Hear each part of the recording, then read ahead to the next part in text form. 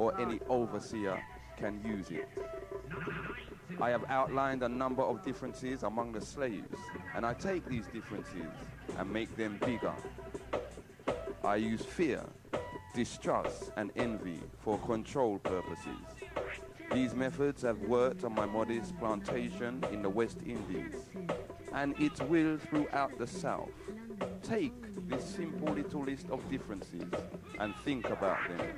On the top of my list is age, but it is there because it only starts with an A.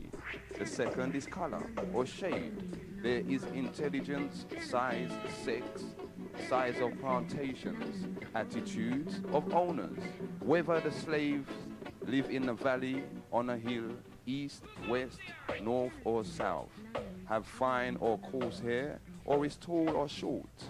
Now that you have a list of the differences, I shall give you an outline of action.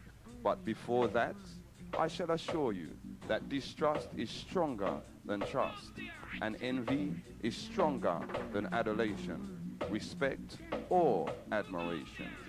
The black slave, after receiving this indoctrination, shall carry on and will become self-refueling and self-generating for hundreds of years, maybe thousands. Don't forget, you must pick the old black versus the young black males, and the young black male against the old black male. You must use the dark slaves versus the light-skinned slaves, and the light-skinned slaves versus the dark-skinned slaves.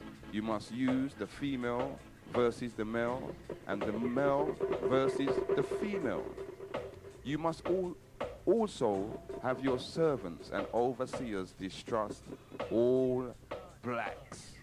But it is necessary that your slaves trust and depend on us. They must love, respect, and trust only us. Gentlemen, these kits are your keys to control. Use them. Have your wives and children use them. Never miss an opportunity. My plan is guaranteed. And the good thing about this plan is that if used intensely for 1 year, the slaves themselves will remain perpetually distrustful. Good morning, London Town. Welcome along to the Big Gen 1 91.6. We got to say enough respect, sister.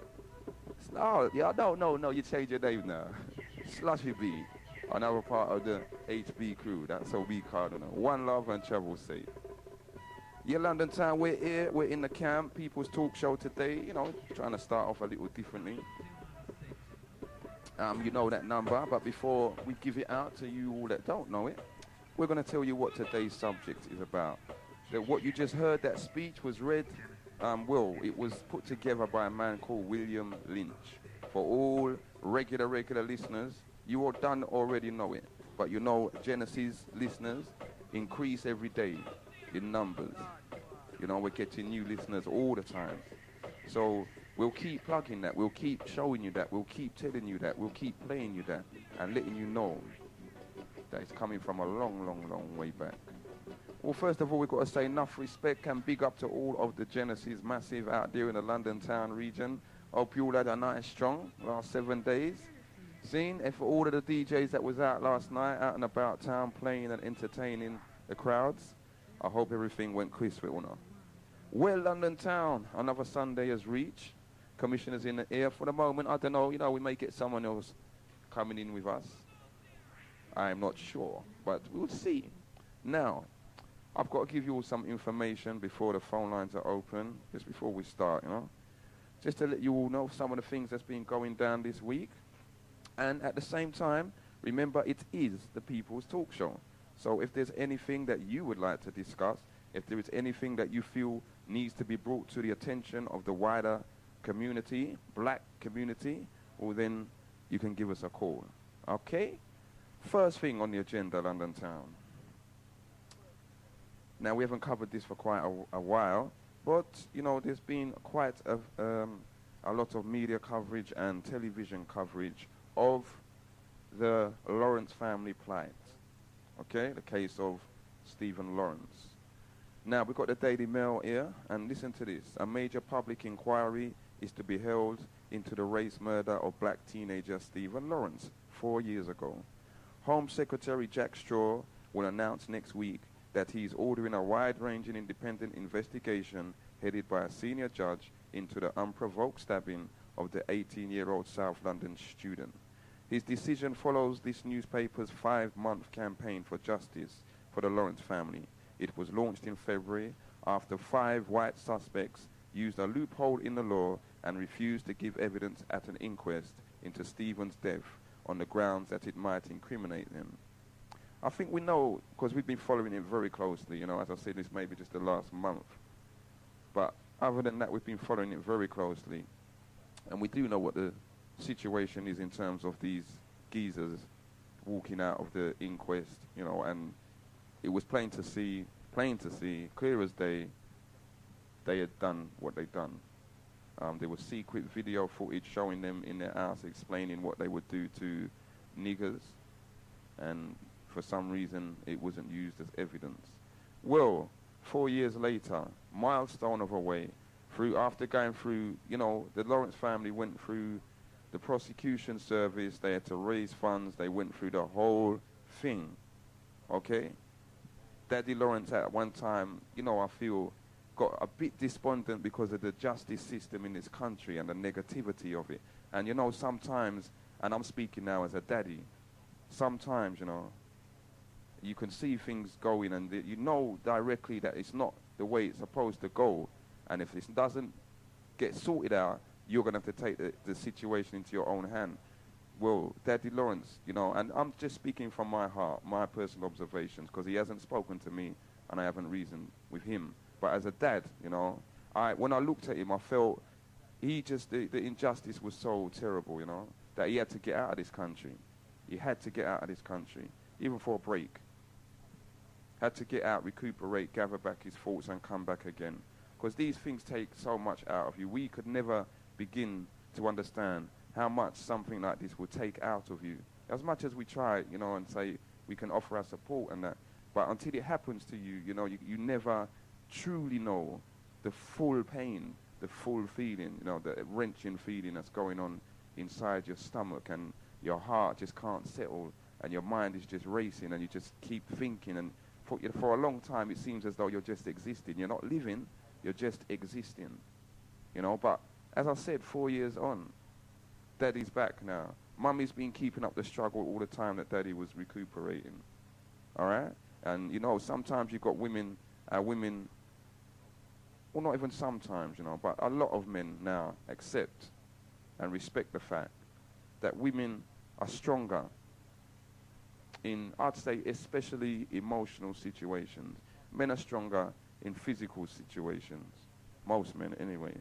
But in emotional situations, where it takes, you know, the skills of using the invisible side of us and dealing with that side, the women have got it sussed a bit better than the men. And Mummy Lawrence continued, carried on, held up her head with dignity, pride, you know, and didn't even think of sinking to the gutter level that these people wanted to make this thing from the day it started. You know, she held her head high. Now, Mummy Lawrence is a good example. You see, to all of our black, especially our younger sisters, you know, here is a woman that was going through the most turmoil, the most pain, the most hurt. Again, men, a man cannot know what it is, what a woman feels like when she loses a child. When she loses a child, you know, that she had in her stomach for 9 months.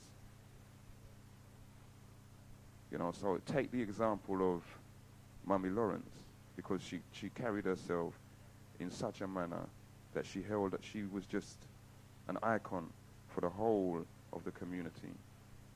The whole of the community. Now, personal feelings, and I'm not going to take, this doesn't take anything away from the efforts of the family and the legal representation that they had, but personal feelings, again, I feel Genesis Radio had a part to play in this, you know. Tony Blair and them, man, they listened to Genesis, and whether you want to believe it or not, I'm telling you, they listened to Genesis. You know, and they made a point of making that one of the first things they addressed when they actually got in to Parliament. You know, is it a token gesture to the black community, or are they serious? Do they really want to get to the bottom of this? You've had a national paper name these people. We've seen what they, you know, what their thoughts are regarding other races. And the national paper even went to the point to say, well, look, if you were wrong, sue us. Sue us. That's all you got to do. Nothing was said. So, London town, the Lawrence family, you know, after coming 4 years of hard toil and struggle, it seems that a situation has come about now where justice may be served. Maybe. You know, but what does that mean to us now? Should it take that long for the right thing to happen? Should it take, you know, 4 years of struggle, of going and talking, of seeing these murderers and not being able to see them get their just deserts? 4 years. What do you think? That's the first topic of the day, okay? And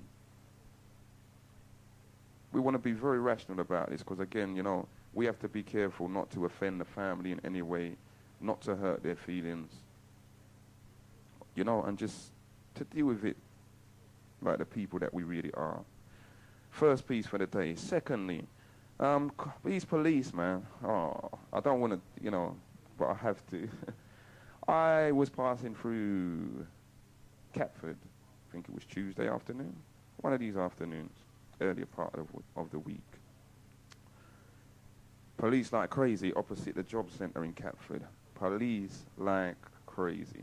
Van loads, everything. Whole heap of youths, black people, not just youths, but black people. And remember, the children are off on holiday, okay? Whole heap of black people standing up in the road, all looking in one direction. You know the usual look, London town. You know, we're all focused on one particular thing. And on some faces you can see absolute shock, horror, total disbelief, total disgust. But we're all focused on one thing. I don't know what happened, but the police come to arrest a man. That was their intention. They came to arrest him, even though he's the one that called them for assistance. They arrested him, took him away. Now the people stood up, and the people was very, very, very disappointed.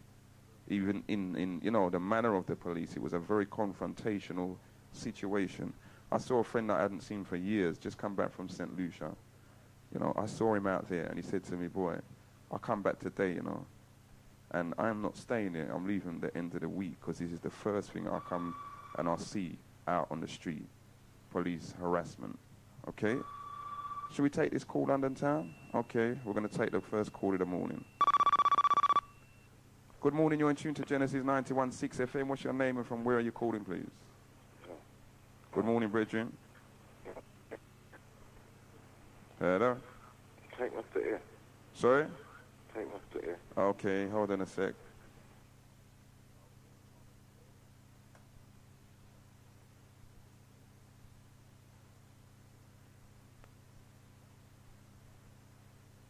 London town, I'll be back with you in 1 second.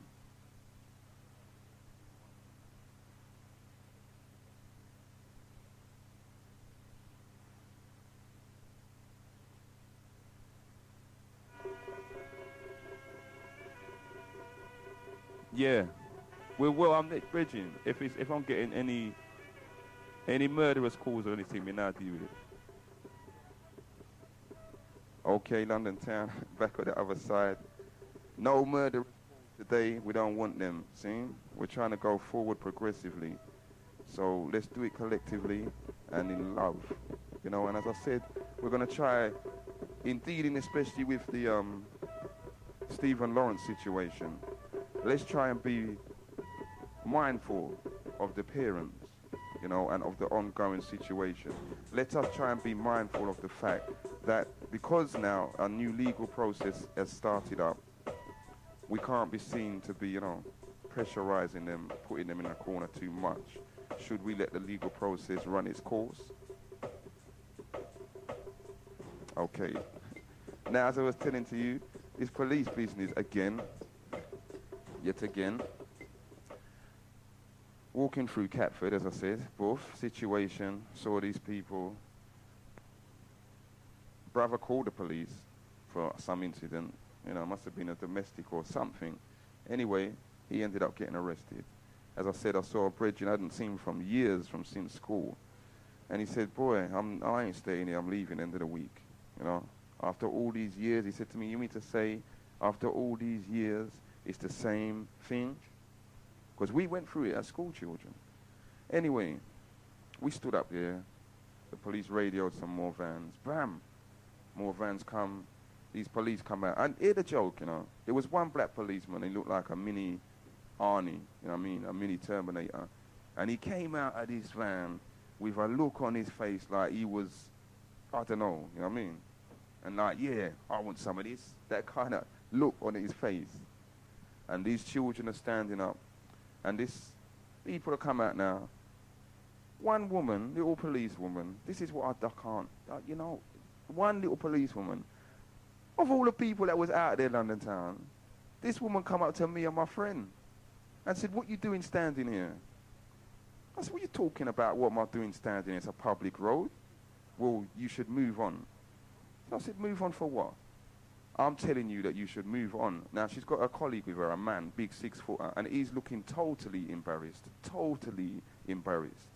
And she's there, move on. I said, I ain't moving nowhere. It's a public place. Well, you tell me I can't stand up here. She said, I'm going to go and walk around, and by the time I come back, you better be gone. So, we're there, you know, and we just can't believe this. Anyway, there was a set of children behind 13 school children, you know, and obviously from this woman's attitude and from this little Arnie punk's attitude, they wanted something to kick off. So I turned to these children, I said to them, listen, you all, leave now, go home, all right? The last thing you want to do is get arrested, see? So just come out of the area. Now, we people, listen, people are saying, and people are always putting down the black community and saying we're this and we're that, and we ain't got no unity, and we will never get together, and rare. Let me tell you something. You see those children, young men, they listened. They listened. And in fact, there was one youth, and I want to big you up, because as soon as he saw the vans coming, pulling up, more vans, you know, vans there already, as soon as he saw these vans coming, he said to his friends, let's go. And his friends were saying, nah, man, go for what? See? So they listened in the end, and they took their time and respectively and decently walked away. Now, as for the police girl, she never came back to me again. And I didn't go nowhere in London town because I wanted to see what she was going to come back and tell me. So I'm standing up there. She never come and told me nothing. People started to drift away. The brother that got arrested, I think his queen was in the car. His queen was in the car. And she was crying. We're going to go back to this. Good morning, you're in tune to Genesis. Your name, please? Good morning, it's James calling from East London. Yes, brother James. What would you like to say to London town? Yeah, what I want to say, one thing that's really getting me down, or what happens is when a show is promoted and they say that certain artists are going to be at the show, and the artist name up in lights and big thing, and you pay your good money and go in the place, and then the artist don't. The artist isn't there, and that happened this week and I want to just make it public that this happened at the Astoria this week. With who? Israel Vibration? Yes. What? Israel Vibration, yeah. They wasn't there? No. Boy. Yeah, and Prince Lincoln and the Royal Rashes was there. But, you know, it's just wrong that they advertise these things. Mm-hmm. And you go and spend your money. I mean, Israel Vibration is the people that would carry the crowd. They had their name up outside, you know, Israel Vibration, and then went inside and there was no Israel Vibration. So well, you know what, and as you raise that point there are some promoters out there, you know, that's got this thing where they will put men on their bill, put names of artists on their bill, and haven't even spoken to the artists and advertise in that manner, and that's what makes them their money. Yeah. But this one as well, it was His Majesty's birthday, the 23rd of July. So it was so important that this should have been tried to honour their what they said. And inside the place, I mean, I never knew until it was over that Israel Vibration weren't coming on. And I reached there at 10 o'clock and left there about 12 o'clock gone. And there wasn't no announcement or nothing? Nothing, no, I didn't know, I didn't know what happened. And it's really, it really made me sad.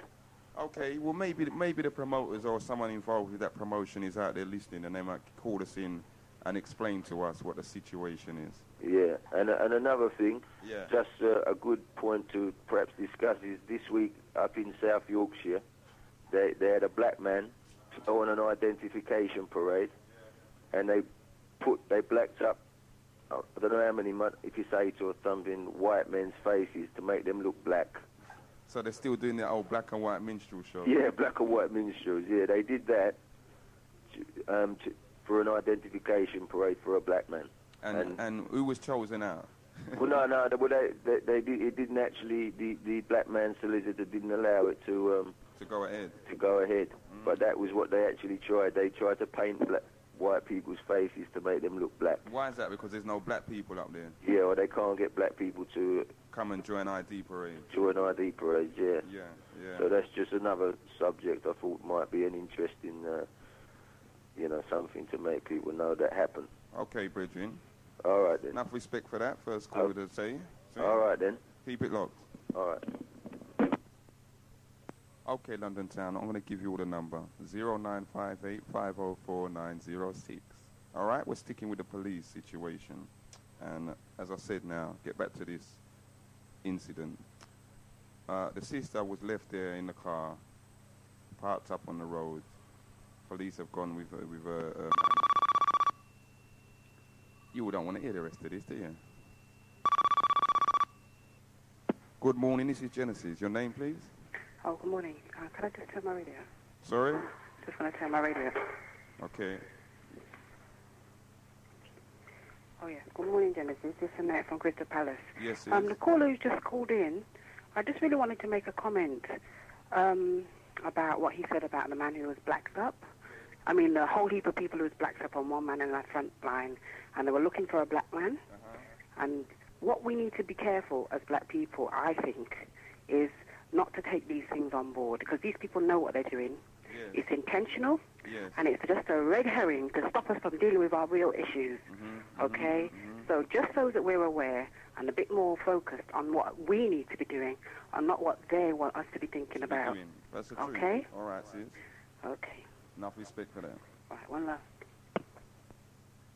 Yes, London Town. Boy, you all are ready today, yes? That's what we like to hear. It's the People's Talk Show. It's here for you all, and, what you want to say, you say.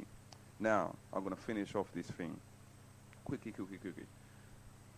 I ended up going to the sister. She was left in her car, spoke to her, asked her if she was all right. They called an ambulance for her.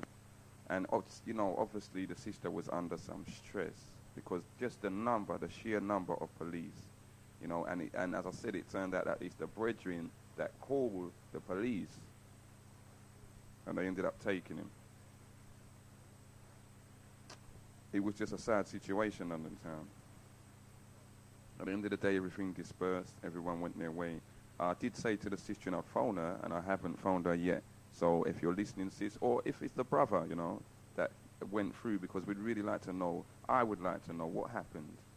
How did, from there, from when they took you off the street, what did they do? Where did they take you? Well, because it was a madness. The amount of police that was out there, you would have thought it was a riot going on in the area.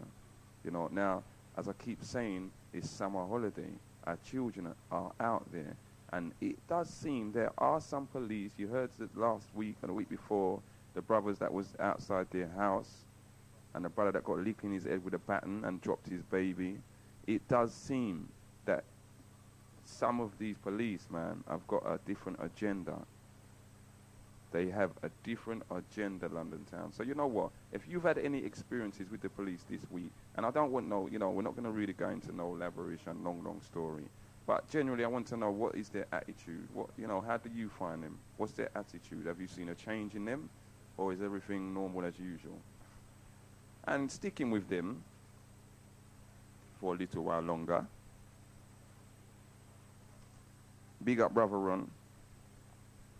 2 cops have been arrested over an alleged paedophile ring in the Mormon church. It is claimed a sergeant and a PC won a high group which preyed on up to 20 children as young as 5. The officers have been suspended. A 6-month inquiry by police and social services centered on a West Country Mormon church. 2 police, one is a sergeant and one is a PC, suspended from duty while, you know, investigations are further carried out into their activities as pedophiles. Police, you know, we're talking about British Metropolitan, whatever they call West Country Police. You hear? Part 2. A policeman was jailed for 2 years yesterday for getting a garage boss to steal a car for him. Shane PC John McAvee, 37, clutched the dock rail and shook his head in disbelief as he was sentenced. McAvee wanted a Honda Civic for parts to repair a pal's damaged car. He used the police national computer to find a suitable Civic and got details of the woman owner. The crooked officer wrote him down for garage boss Leslie Burkerstaff, knowing he had a conviction for handling.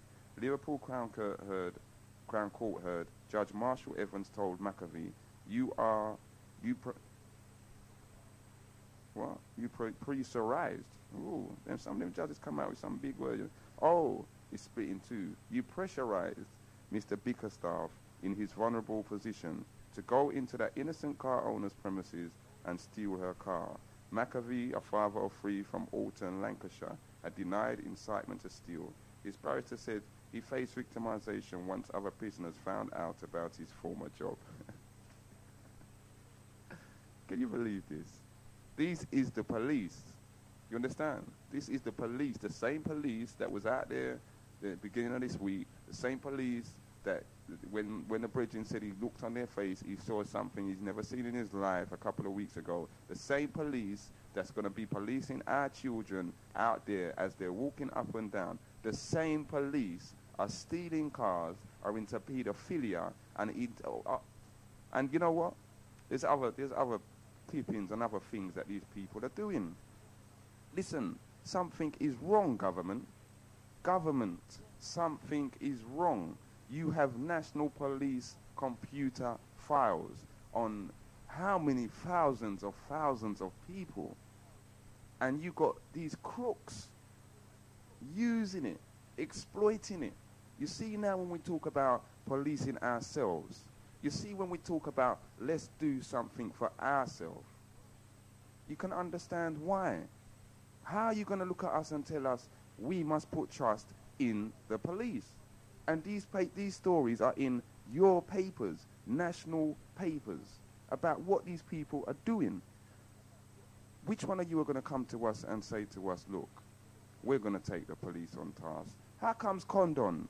What are you doing? You're so ready to stand up and say all black children are muggers or all black males are muggers. What about your staff?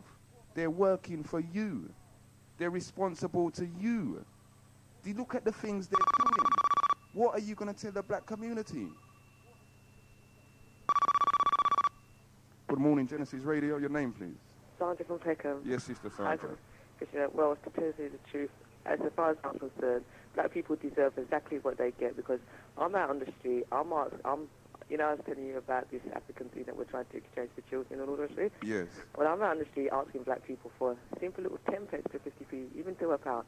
They can't even put their hands in their pocket and pull out 150 pence or 10 pence. Yet they can run up to Brockwell Park, spend £4 to £5 on them games and all the rest of it, and get to advanced black people they don't want to know. So at the end of the day, as I said, I used to think that, no, it wasn't our fault, all the rest of it, but at the end of the day, I'm really coming to the point. In 1816, yeah, there was a famous black woman, I can't remember her name, I'll have to get back to you in the name. And she was trying to advance her black race, you know. Yeah. And she said that walking around in America, to see black people made her sick to the stomach. And to tell you the truth, when I was out there asking black people for money, it sick me to the stomach because they don't want to put their hands in their pocket and they don't want to, you know. So at the end of the day, good luck to them. I know where I'm going. I know I'm doing my bit. But at the end of the day, if they don't want to do their bit, then we're doomed as far as I'm concerned. So then, sons, I might as well go home. Might as well go home because at the end of the day, I find that black people don't want to advance us. I'm trying to explain to them what it's for and all the rest of it. They just don't want to know. They just don't want to know. So all them black people that can go out to Brockwell Park and spend up their big money, I hope you all go to hell. I'm sorry, but I'm getting to the point where I'm just thinking to myself, should I just give up? Now, will you see one thing that you must never do? Never give up. Even if them people, For they real. give up, you know, you never give up. Because the day we give up, we become just like them. You know, because I was listening to Biggie's show on Sunday, and he got that stupid idiot phoning up saying that he's supporting that butty boy, you know what I'm saying, spending him £150. But would he put his hands in his pocket and send a black child to Africa? Would he? I doubt it. Mm-hmm. You understand? So at the end of the day, if they want to keep into that stupid mentality, then, you know, at the end of the day, as I said, it's for us black people to root out these Uncle Toms and these house niggers and really sort them out. You know, and just want to promote down Conscious Black Sisters, if you're up there listening, down Lewisham Centre today, 4:30, to educate ourselves and further our black race, yeah? That's Lewisham Education Centre today, Yeah. 4:30. It starts at 5 o'clock to 9. So any conscious black sisters out there, come and let's all get together and educate ourselves. Did you hear that going out to all conscious black sisters today down at the At Lewisham Way Centre. Lewisham Way Youth and Community Centre? Yeah. Our meeting starts 5 o'clock for all of our sisters out there that want to just, you know, progress in the struggle. Okay? Big up for that, Sandra. Okay, thank you very much. Okay, keep it Bye. locked. Peace. Boy, London Town, is that the case? You know, I've been hearing a lot of that, you know, from people saying, boy, black people are just in a state. They're just in a state. They don't know what they're doing. They don't know where they're going. Is that the case? Really, is it? And as I said to you, I saw them brothers, the young men, them out in Catford, and they was diligent. They was watching what happened, and they was respectful, and they left when they had to. Good morning, this is Genesis Radio. Your name, please? Hi, Commissioner, it's Diane. Good morning, Sister D. How are you? I'm fine, and you?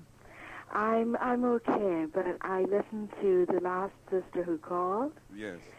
and I'm not at her point, but I'm not far from. Oh, my gosh.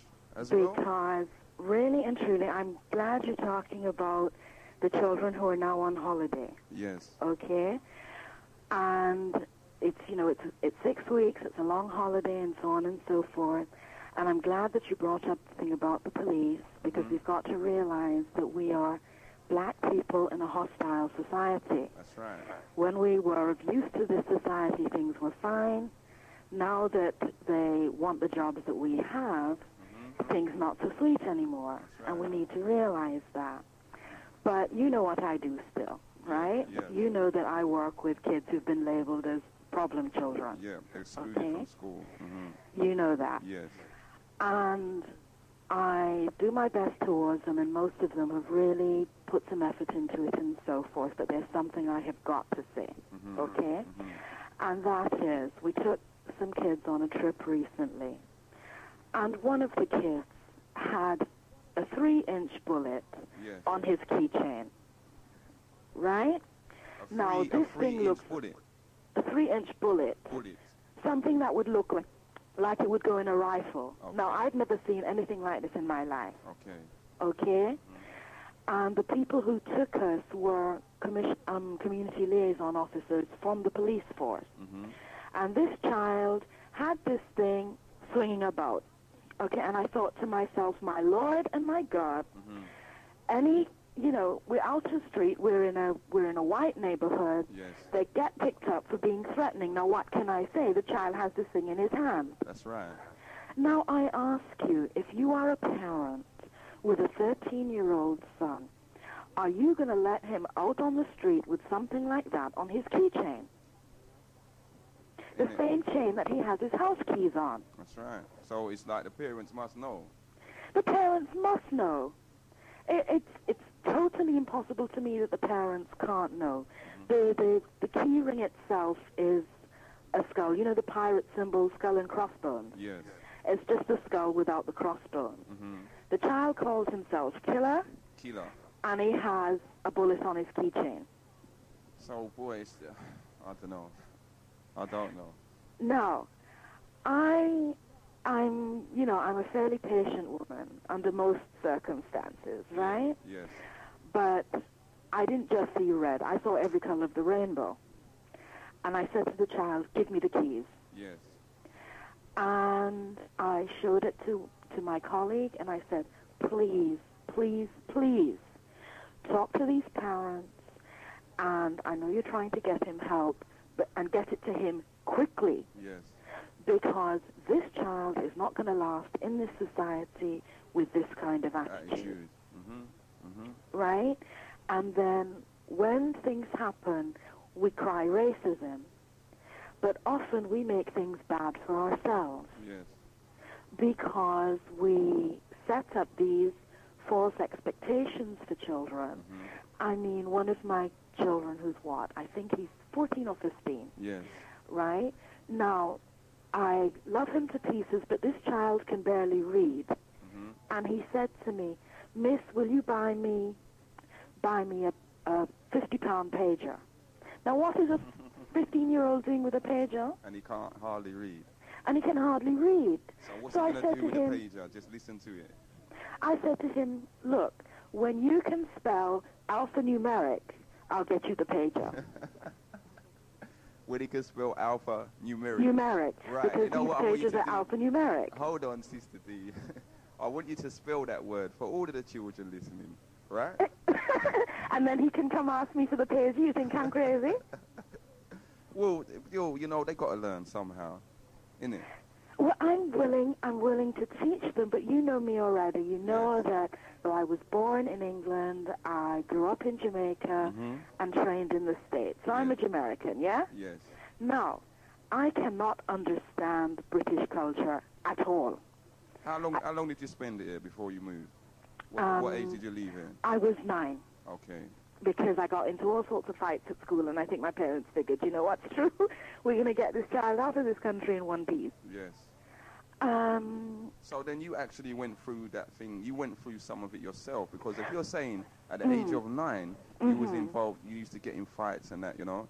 Was that because you was a bully, or was it because of the, you know, just what you was facing in the school? Well, it's what I was facing. I concede that. It's like I understand. Well, put it this way: I wouldn't start a fight, but I wouldn't walk away from one either. Yeah, you stand up for yourself. I'd stand up for myself. And I had my best friend was the soft type, so she used to get bullied. Yes. And so I would sort of take over and like beat them up. Okay. And like not having it. But I decided when I was very young, I said, look, no one's going to call me stupid. So I was number 1 in my class at all times. Even though you were already at this reputation as being a bully. But I wasn't a bully. Well, not a bully, but of being what they call nowadays a kind of problem child. Then. I was, well, put it this way, because I made the grade. Yes. They tended not to mess with me. All right, she'd get in the occasional fight. Yes. But she's winning awards for the school, so we'll sort of leave her alone. Okay, because as long as she's bigging up the school's name, everything's fine. Everything's more or less fine. Okay. And it's like what I want to communicate to the parents out there and to the children out there is the idea that it is pointless getting your kids 100-pound trainers when they cannot read, they cannot write, they have no numeracy skills at all. Okay. And so when they get out of school, they'll be unemployable. Don't talk about them being unemployed and nobody hire me and blah, blah, blah. They can't be employed because they can't function. They can't represent themselves. They cannot represent themselves. Okay. And so it's like, next week period, I would encourage all parents to just sit down with their children, you know, at some point and find out what's going on in school? Yeah. And, you know, how are things going? And don't accept any excuses and, well, I don't know, or, you know, the one-word answer, fine, and you leave it at that. Yeah, that's a classic for children. You know, especially boys. Or even sometimes my children come in and I'll say, boy, how was school today? Fine, Daddy. I'll say, what do you mean fine? Exactly. Ask questions. Yeah. Because the next thing you know, the child is flung out of school for X, Y, Z reason, and you have to be running around trying to find him someplace else to go. That's right. And they have it permanently on their record that they've been excluded. And they've already got a mark against them. They don't need this. And parents need to take an interest in what their children are doing. That's the truth.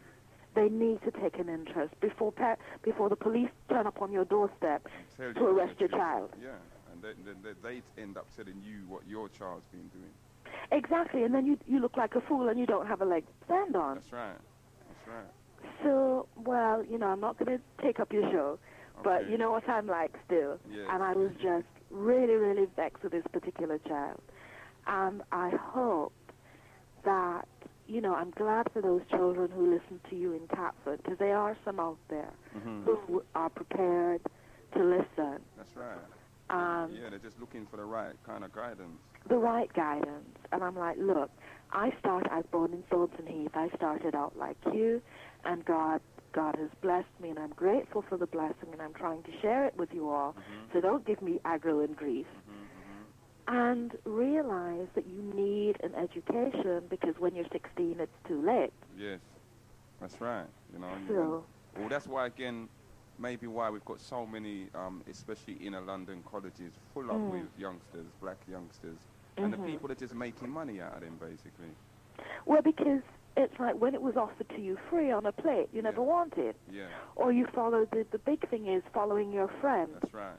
Right? And it's like if your friend, you know, shoplifts, for example, when the police come, they're not going to ask which one of the group took it. That's right. They're going to take all of you. That's right. So it's no point saying, well, I wasn't the who actually picked it up and took it. You were there, and that's all it takes. That's right. You was an accessory. You're an accessory. You didn't do anything to stop it. So they think the police will take up you, and be quite glad to take up all of you too. Yes. Yeah, for real. So, just I hope, because I'm feeling like your friend from St. Lucia. Yes. And saying, boy, you know what? The time here is limited because I don't understand the society.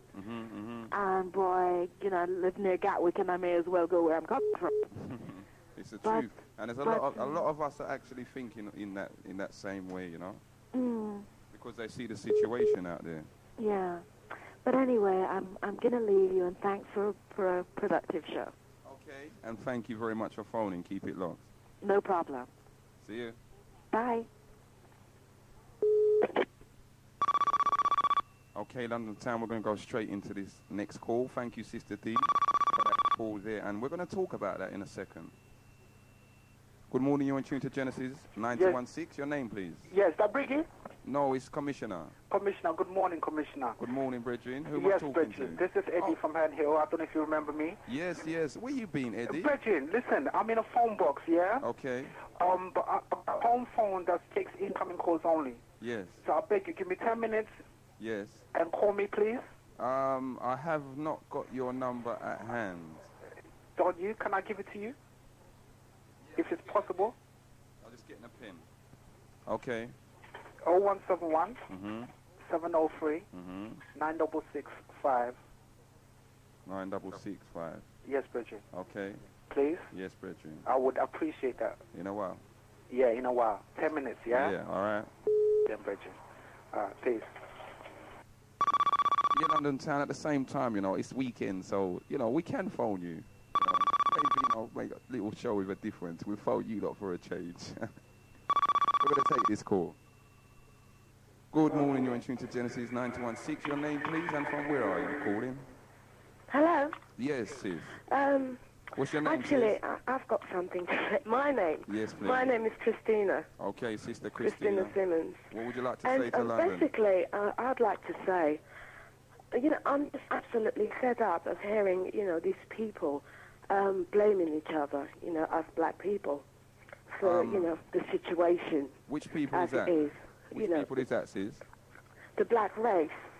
I mean, I seem, what I'm getting is that we seem to be blaming each other for the way things are turning out. Yeah, I think so, because people are realizing, like you heard the sister said she went out in Brixton to try and collect even a 50 pence from black people to help send our children on cultural trips throughout the world. And the response was very, very, very, very extremely negative. Yeah, that's probably because of the way she approached these people. You think so, really? Yeah, I do.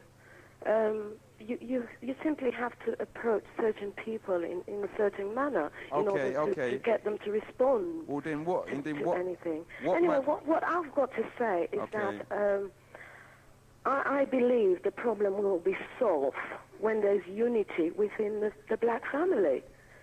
And i.e., that is, learn to have respect for each member of your household. So you're actually saying the same thing then? You're saying that the problem isn't with another nation, the problem is with us? Yeah, look within the family. You know, treat your husband as your king, treat your wife as your queen, and treat your children as your prince and princesses. That's the truth. Listen to them, respect them, cherish them, nurture them, because that we're all aware that we as the black race have been lacking this quality for centuries. Yes. Yeah, and we all know why that is. Now, this is 1997. Stop thinking about the past, yeah, and all the hurt, tribulation, and whatnot. And, okay, well then, you see, start doing it now, brothers.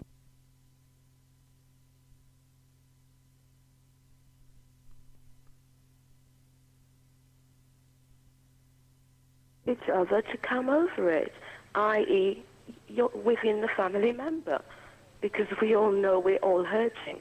So then what about the dysfunctional families? What about children that's, you know, in families where, you know, there's enough of them, daddy's never around, mummy's always in a bad mood or cussing them because daddy's never around. What about these children? Well, seek professional help. Have a mediator to find out what the root of the problem is all about. Okay, well, the whole of London town is hearing that. Yeah, well, that's my advice to all of you brothers and sisters. All right, sis, thanks for calling. Okay, you're welcome. You keep it locked. Bye. Yes, London town. 0958 504 906. That's the number you can call, and this is the People's Talk Show. Commissioner's in the house. And, boy, seeing as I haven't got no calls right now. Oh, look, phone's ringing. We're going to take this call. Good morning, Gen 1. Your name, please? Good morning, brother. Good morning, brother. Ron. How are you? Not bad. I wasn't going to phone, but I really feel very strong about this last call. They say, we must forget our past. This woman, this sister, I don't call her a woman, I don't want to disrespect her. This sister is out of her mind. We must forget our past. What's she really saying? She's saying really that we should just... And then she's saying Sister Sandra probably didn't approach what Sister Sandra was talking before, but they're picking up the donation. Yeah. She approached something like she didn't approach them properly or something. Yeah, maybe it was the manner that she approached the people in. This is something wrong with this sister. These are the people, these sister and brother and sister, them who, I don't even know what to say. But we must forget our past. Yeah, I think in the way that she meant it, brethren, was that we should go, think about tomorrow and just, okay, we've gone through what we've gone through, but we're here now. Let's just get on with it and deal with it. Oh, yeah? Yeah. The Jews don't even, let's read about the Jews. Yeah. Every day they're with something. Yeah, for their and past. we, after 400 years, we must forget our past. I think this is I don't know. Bridget, out there are a few black people in the community that, they say, okay, slavery's done and this is done and that's done. I'm here now. What's done is done. Let's just get on with it. I think there's one, the last call is one. Disrespect her, but if she's going to phone, they'll come and say we must forget our past and accusing Sister Sandra, but she didn't approach people. I'm going to go back. Look, when they had the Black Remembrance Day, right? Yes. I was giving out some flyers. I wasn't pushing to the people. I said, excuse me, you don't mind accepting one of this. And you should see the response we get from our own people. They didn't want to know. They didn't want to know. That's right. And right? You wasn't asking them for nothing. I wasn't going to push it in the face and say, excuse me, you don't mind accepting one of these. But no, what I'm asking, you wasn't asking them for anything, was you? Yeah, no. Right, just to so for me, you, and everything. And some of them, when they see, I say, look, this concern you, brother. Oh, and then they say, oh, yeah, thank you, boss. Yeah. You know? And then a lot of them don't even read it. As they bust the corner, they just dash it down. They dash it away. That's right. You see? So when this sister come and say that we must forget our past and Sister Sandra don't approach them properly, what's she really talking about? Boy, well, you know, at the end of the day, you know, Brother Ron, that we got, our community is so diverse that it's unbelievable. I don't, you know? Diverse is not even the word. I don't even think, we hear something else, man. Anyhow, come on. All right, Bridget, you keep it locked. One love for the call. Okay, London Town, 0958504906. Can we forget our past? The Jews, every day you heard Brother Ron say it, every day they're getting some kind of compensation, recognition, retribution, whatever, for their past. Okay, what about us? Gen 1, what's your name, please? Yes, Patrick from Hackney. Sorry? Patrick from Hackney. Yes, Patrick from Hackney. What would you like to say to London Town? Bridget, your phone's cracking up terrible. What, you on a mobile? Okay, yeah, Bridget, try and phone back again. Couldn't understand what you were saying at all. Yes, are you there? Yeah. Okay. Yeah. No. Now you're still, Bridget, you're still breaking up. You're breaking up terrible. Gen 1, what's your name? Where you calling from, please? Good morning, Sister Susie. Sorry? Good morning, Sister Susie. What are you saying, Sister Susie? Well, I know you're right? I thought I said that if you said that. And I just wanted to say, no, Sister Susie, hold on. You're cracking up as well. You're sounding very... What, you on a mobile? No, I'm on a mobile. All right, keep talking for a while.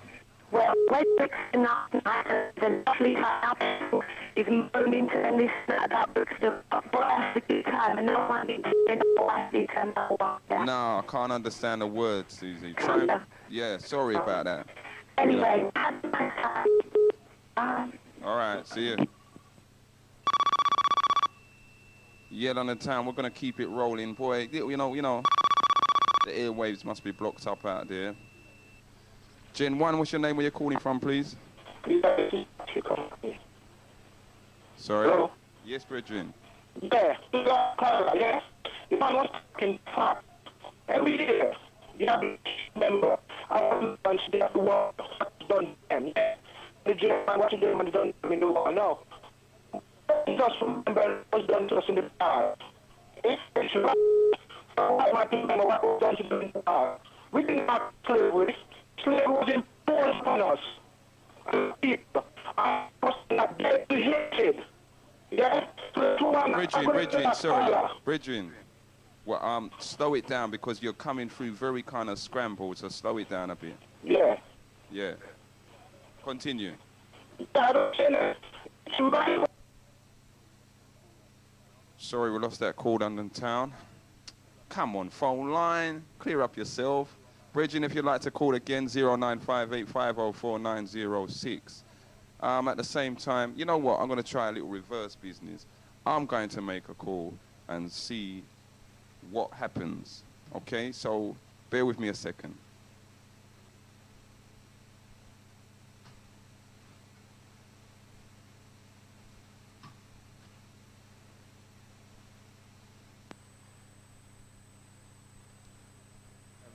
Commissioner Rise, Word up, it's Tell the them the number, rise. son. Tell them the number. Tell them the number. Yo, son, 0958 504 That's right. 906. Word is bond. Call up. 0958-504-906. Number to call. That's right. Structure right. 91.6 FM, the Commissioner Show. Bond. Bond. This is the D-Grim structurized PRS. Yo, what's the number, Don? Reads 0958. Yeah, hello? Yeah, Bridget. Uh-huh. Yes, Bridget. Okay, this is Genesis Radio. Good afternoon. Bridget, what am I... Oh, man, what am I hearing on this phone? What am I hearing on the radio? Listen, you know something? To the last two callers... Turn that radio back down. All right, hold on.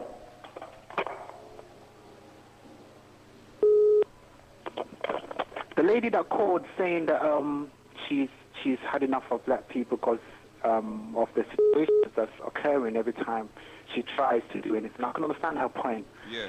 You understand? But unless, unless she's done statistical research and analysis of all the factors that's governing these black people's conditions, she cannot know. And if she cannot know, she cannot make a judgment. You understand? Okay, so but what I think is that she's going by her personal experience, and you know, as you know, there's no better teacher than experience. Virgin, I know that, but liberation of black minds don't take a year, neither does it take 10 years. Remember, even the scripts that you read, she says that 1,000 years, hundreds of years, even thousands of years, that's right, black people will be under this condition. That's right. Now, someone who's been brought up under these conditions for 35 years, for 25 years, for 19 years of their life, ain't going to automatically just turn around and then all of a sudden believe in black liberation. For real. You understand? It's going to take time. When I send you, I don't know if you've got it here, but I send you a script from the psychological development of the black child. I haven't seen it yet. Oh, you ain't seen it yet? I addressed it to 138 Lewisham Way anyway. Yeah. Now, it talks exactly about the conditions of the black people and what we're facing right now. And seriously, we can't afford to be doing what we're doing, coming on air and saying that we've had enough of our own black people. Yeah, but Bridget, do you acknowledge that there are people out there that, you know, they've tried, you know, they've kept fighting and they've continued despite all the odds. And I'm sure, again, you know, Brother Eddie, when you're fighting in this struggle there that we're in now, right, there's times when it's a very lonely, bitter, times when you just feel like giving up. You know? Yeah, but the reason why in statistics research, it shows that the suicide rate of any nation was high in the sense of in the white race, and the white race compared to the black race, it was very high. But recently... Very high for who? The white race or the white race. Okay. Yeah, but recently statistics have proven that the black race have become very suicidal. There's been a great number of black suicide, both in America and in this country, and these are facts, statistical facts. Now, for years and years, thousands of years, we've known struggle as part of life. Yeah. We took on board as strength rather than weakness. So for us to all of a sudden turn around and committing suicide, you know that there's something wrong somewhere. For real. Well, maybe it's that we just can't take, you know, you can only, people can only bear so much. Some of us, our shoulders are bigger than others. Some of us, you know, when our shoulders are not that big. And there comes a stage when you just can't take it, you know. Yeah, I know what you're saying, Virgin, but then it goes back again to the development from the time the sperm kisses the egg. Yes. That the child, the dot, that represents the life force, the Rah of God. It already has the ancestral knowledge and the parental qualities of his mother and of his ancestors. Already he has the ability to cope or not to cope, depending on the condition of the parents, the condition of the ancestors. So this isn't that the ability to cope under normal circumstances, under, you know, like natural circumstances? Because what we're living here, what we're going through, is not normal and it's not natural. But that would also be conditioned to how our parents saw the situation. Okay. How we were conditioned by our parents, how our parents' minds were conditioned. Because remember, just like life has memories, the mind also has memories of past life. Yes. And past solutions to problems that should be solved. So if a child being brought up, whether the life struggles is normal or is not normal, the psychological effect will be either detrimental or an asset depending on the condition of that child and the condition of the mind of the parents bringing up that child. Okay, well, all right, you got the child that was abused sexually in a home, taken out, put in a home, abused in a children's home, and then goes out on the street. Now, would you say that they've been prepared? Obviously not, because of the past experience of his lifetime. Yeah. And so it's going to take reconditioning of the mind. In the African tribe, there is the Bantu tribe. They call all children, all animals, Bantu, and all man and woman, Bantu, meaning God. Now, a child growing up with the ability, knowing that it's one with God, also identifies that there is nothing that it cannot accomplish, because it believes that it's one with God, maybe not in quantity, but in quality. Yes.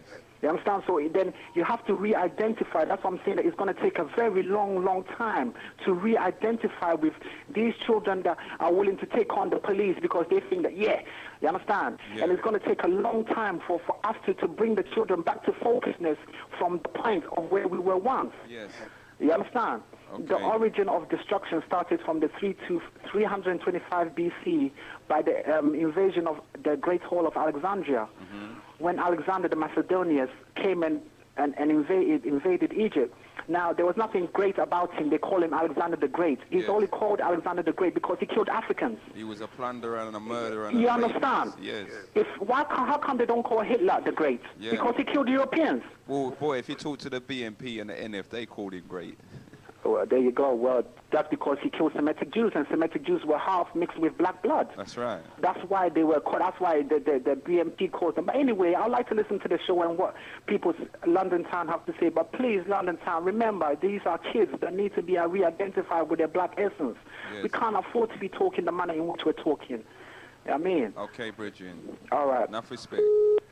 Peace. All right. Okay, London Town, you hear that? Can we afford to be talking in this manner? Our children are listening, okay? Let's have some more confidence in ourselves. Gen 1, what's your name? Where you're calling from, please? Hi, it's Nikki from Streatham. Yes, Sister Nick. How are you? I'm fine, you? Oh, okay. Yeah, not too bad, not too bad. Good. I just want to ring up and just say a few words of comfort and encouragement to Sister Sandra and Sister Dee. Okay. I know how you're feeling, because I was like that. I've been doing voluntary work for 5 years, working with a lot of young black boys in Clapham with learning difficulties. Okay. And I got despondent, disillusioned, fed up. You know, it was my time in the evening that I was taken out trying to help these young people, and you got no thanks, no nothing. But as I said, you know, perseverance, keep on believing that things will change. So did things change for you? Or have they changed yet? It changed for me in the sense that it made me a better person. See, the thing is that you don't necessarily do things for other people. Sometimes it can be that you can change as a person yourself. You benefit from what you're doing. Exactly, it's self-development, and that's what it did for me more than anything. It made me a less selfish person. Okay. It realised that instant gratification is not necessarily the answer to everything. And I just want to say also is that when Martin Luther King, he was 26 years old when he started the bus boycott. Yes. He didn't get a good response from the black community. A lot of black people said, no, I need the bus. How am I going to get to work? I've got children to feed, blah, blah, blah. Yeah. But he kept persevering. He kept on and on. And eventually they woke up, realised that, yes, we can change something. Okay. So I just want to say to Sister Sandra and Sister Dee, keep on. I know it's hard work. I know you're going to, you know, you're going to have good days and bad days, but keep on. It will change. And I just want to say to Sister Christina, a few wise words here. The white man plants the seed of racism. It is we black people that is watering that seed. We're making it grow, and that seed has turned into a weed that is now strangling us. Yes. We have to take responsibility for our own actions. When she says forget the past, another few words. A tree without no roots cannot prosper, and its fruit will not develop. We need to look at our past, because it is our past that has got us where we are today. Okay? Thanks a lot. Big up for that. Okay, London. Yes, we love to hear the strong black woman them phoning in. This is the Gen 1 91.6 FM People's Talk Show. Good afternoon, you're tuned to Gen 1. What's your name, please? Good afternoon, this is Sharon from East London. Yes. I'm just phoning up to say about the thing about forgetting our past. Yes. It would be easier said than done if our past wasn't repeating itself. Okay. In the sense that black people still don't get no justice, black children still don't get no education, we're still discriminated against. Yes. Look at all our black brothers that are taken into police custody. Still in jail. That don't even come out. Dying in custody. Do you understand what I'm saying? You know, so this... that we should forget our past. It's not that we don't want to forget our past, it's just that we're not given a chance to forget it, because the past is repeating itself day in, day out. The young black guys on the street of today, they are the ones that are suffering now. Young black men. Yes, the young black men that are like my age. I mean, I'm only young. Yes. You know, and the young people that are out there today, they've got nothing to stand up for. They've got no rights or justice to stand up for. If anything happens to one of us out there, two people are just going to step over and say, you know, it's just another black person. Black on black, that's right. You understand what I'm saying? Yeah, so at the end of the day, me as a black woman, I would love to bury my past and move on. Not to say that I'm not going to take and learn from my past, because we have to. That is where history and education comes in. That's right. But I find that black people have trouble not even letting go, but carrying on, going forward, because we're still being dragged back by the system. It's not. I'm not saying that black people or us as a black nation don't do enough to put ourselves back. Yeah. But I think, especially in this day and age, this black consciousness now is a lot more at the forefront than it was even 5 years ago. Go, that's right. You know, and I think it's moved forward. I can see it's moved forward. So we have progressed. Definitely. You can't say that we haven't progressed to the stage that we're at now. It's just to be able to say, well, anything that has been done to us in the past, we know about it, and the thing is that you can't do it again. Yes. It's a bit like if you've got a friend and you lend a friend money and the friend ain't going to pay you back. You ain't going to lend that friend money again, are you? That's right. Innit? You're going to learn from your mistake, and rather than giving the money, you might say, well, let me come and buy you a meal, or... Do you understand what I'm saying? Yes, or pay whatever bill that you need the money for. Just but you're to not giving them the money, Exactly. Do you understand what I'm saying? Yes, so we move forward. We are moving forward, and I don't like to hear black people coming on the radio, you know, putting down black people in the sense that, you know, we've got to stop harping on about our past, because our past is so much of us. Our future, It is so much of us, and it's our future, and we have to teach our children, you know, about our past and about the future, and hopefully when we're teaching our children, my children is 9 and 6, and hopefully when I'm bringing up my children, I can teach them, yes, there was bad that happened in our past, but through that bad came all this good. Now look at that. Isn't it, sis? So, you boy, well, that big up, because what you're saying there is that we have progressed. We've moved on. Yes, of course we've moved on, and mustn't let nobody else think any other way. We have moved on, because if you say that we haven't moved on, then that means we're still back in the slave age. That's right. That's right. And if we've got the mentality that we ain't moved on, then we ain't going nowhere. We're not going We're stagnant. That's the truth. We ain't got no hope. So if we're giving ourselves no hope, how do you expect other people to give us any, or try and help us, or try and help us? God helps those that helps themselves. That's the truth. You understand? All right, sis. Enough respect for that. All right. Big up to the station anyway. You take care. And you. Keep it low. Bye. Yes, London. What's happening to all you men? Listen, listen, you know something? How come it's always the sistrings them that have to phone up and firm up the nation and firm up the community? It seems like the same thing what some sisters phone up and say, they're running the house, you know, and they're keeping the community together. It's coming through on the radio, on the airwaves stuff. Where are you men? What are you dealing with? Huh? What are you dealing with? Call if you'd like to call back again, 0958504-906, number to call. This is the People's Talk Show on the Genesis, big Genesis. Good afternoon, you're on tune to Genesis. What's your name, please? And where are you in London?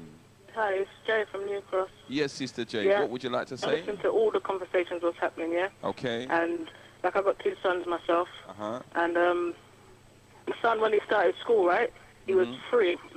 I'm dealing with the police here, but it stretches back before the youths them even get big, right? Okay. All right, then I got 2 sons, yeah? And, like, when one of my sons started school, he was free, yeah? Nursery, as you know, yeah? So the teacher told me, she looked at me, like, he was there about 2 weeks the most. And the teacher looked at me and she called me in one day and she said to me, like, your son's too bright, yeah? She's going to have to put him back, yeah? Okay. So I'm listening to the teacher and I heard what she had to say, yeah? So I won't even tell you what I've got to say because I dealt with her anyway, yeah? But over the air, I cannot speak like that, right? Children listening. Right, and I put her in her place, yeah? Okay. So she tried her best to deal with my youths in the sense that I would back down, yeah?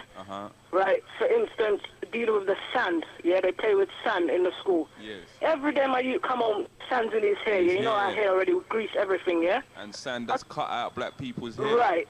So you and I know no good, right? So I told her, like, don't let my youth play in the sand, yeah? Because every day he's coming home and enough hair, right, at the time. Yes. So the sand would stick up in there and I can't get the sand out. You know, you have to wash that and continue. So I'm telling her about my youth and his culture. She's telling me it's part of their subject, what they're dealing with, yeah? So this woman, she ain't got no idea. She doesn't want to learn about, like, the black youth, yeah? Yes, yes. So every day I'm up to school and I'm dealing with her, yeah? And told she had to go around my way in what I'm dealing with, yeah? So me and this woman catch up every single day. So back to the subject when she's telling him that she's going to put him back, right? Okay. The youth's only 3 years old. From the youths them born, the dad would teach them certain things to do with maths, English, all reading. Yeah. So when he stepped into the world, they can see this spark in the youth, yeah? He's got a chance. Yeah, right? So she don't like that. So as I'm saying, to enough men out there, they've got to deal with their youth in the right way, yeah? Because women, we carry the youth for 9 months. And there's nothing what I'm not having, even if it's little simple things, I'm not having it to do with the youth, yeah? Where a man would look at that and ride over that, yeah, because it's nothing, yeah? That's but right. for men out there, you've got to be with your youth 24/7 to deal with your youth, to progress your youth, teach them about the world. It's not worth having the youth and not teaching the youth nothing. So you got to prepare him. You got to prepare him for out there. You have to prepare them because it starts from in the school with the white teachers trying to dominate your child. Yes. So you have to deal with them and show them. Enough of the youths them today, they're not getting that. So when they grow to all 14, 15, even younger, they're lost in the world because there ain't no one to show them nothing. The struggle ain't done. It's just beginning. It's repeating itself all over again. So it's very fair to keep your child in the dark. But you know, yeah. It's a beautiful point that you make, you know, about the men and how your son's daddy actually the first 3 years spent a lot of time with them, teaching them and preparing them for the world outside. You know, because there's a lot of men out there that they don't actually realize that they have that responsibility. After you've carried the child 9 months, the responsibility is on them, even for the next 9 months or the next 3 years. You know, to instill something in a child that, you know, they're ready. Yeah, they're ready. And I'm going to say another thing to do with the school. The head teacher, the deputy head, he teaches my son. So we had parents even a couple of weeks ago. So he looked at me and he said, like, your son will go far. Yes. Yeah? And we know what we've done with the youth to get like that. But they believe it's their works, what they're doing. You understand me? But he looked at me anyway. He's a genuine man still. He's got a black wife. He's got half-caste picnic. So he looked at me genuinely and he said to me, like, the teacher what your youth had before tried to keep him back. Yes. And I said to him, I know that, and I looked at him and I laughed. Yeah. Because you send your youth out in the system, yeah? You can't just send them out there like that and don't teach them nothing like what you know. You understand? It's impossible for your youth to survive in the system. You understand me? So then what we need now is to start getting our own schools and doing our own thing for our youths. Yeah, I would agree with that still. And I'm behind any line. If it involves putting money to progress, I'm behind that. I would definitely back that. Yes. You understand me? Yes. Okay, even my youth, look, huh? Carry on. No, I'm saying my youth even looked at me yesterday and he said to me, Mum, I want to speak my own language. I said to him, like, what do you mean? He said to me, like, where do I come from? I said, you was born here, yeah?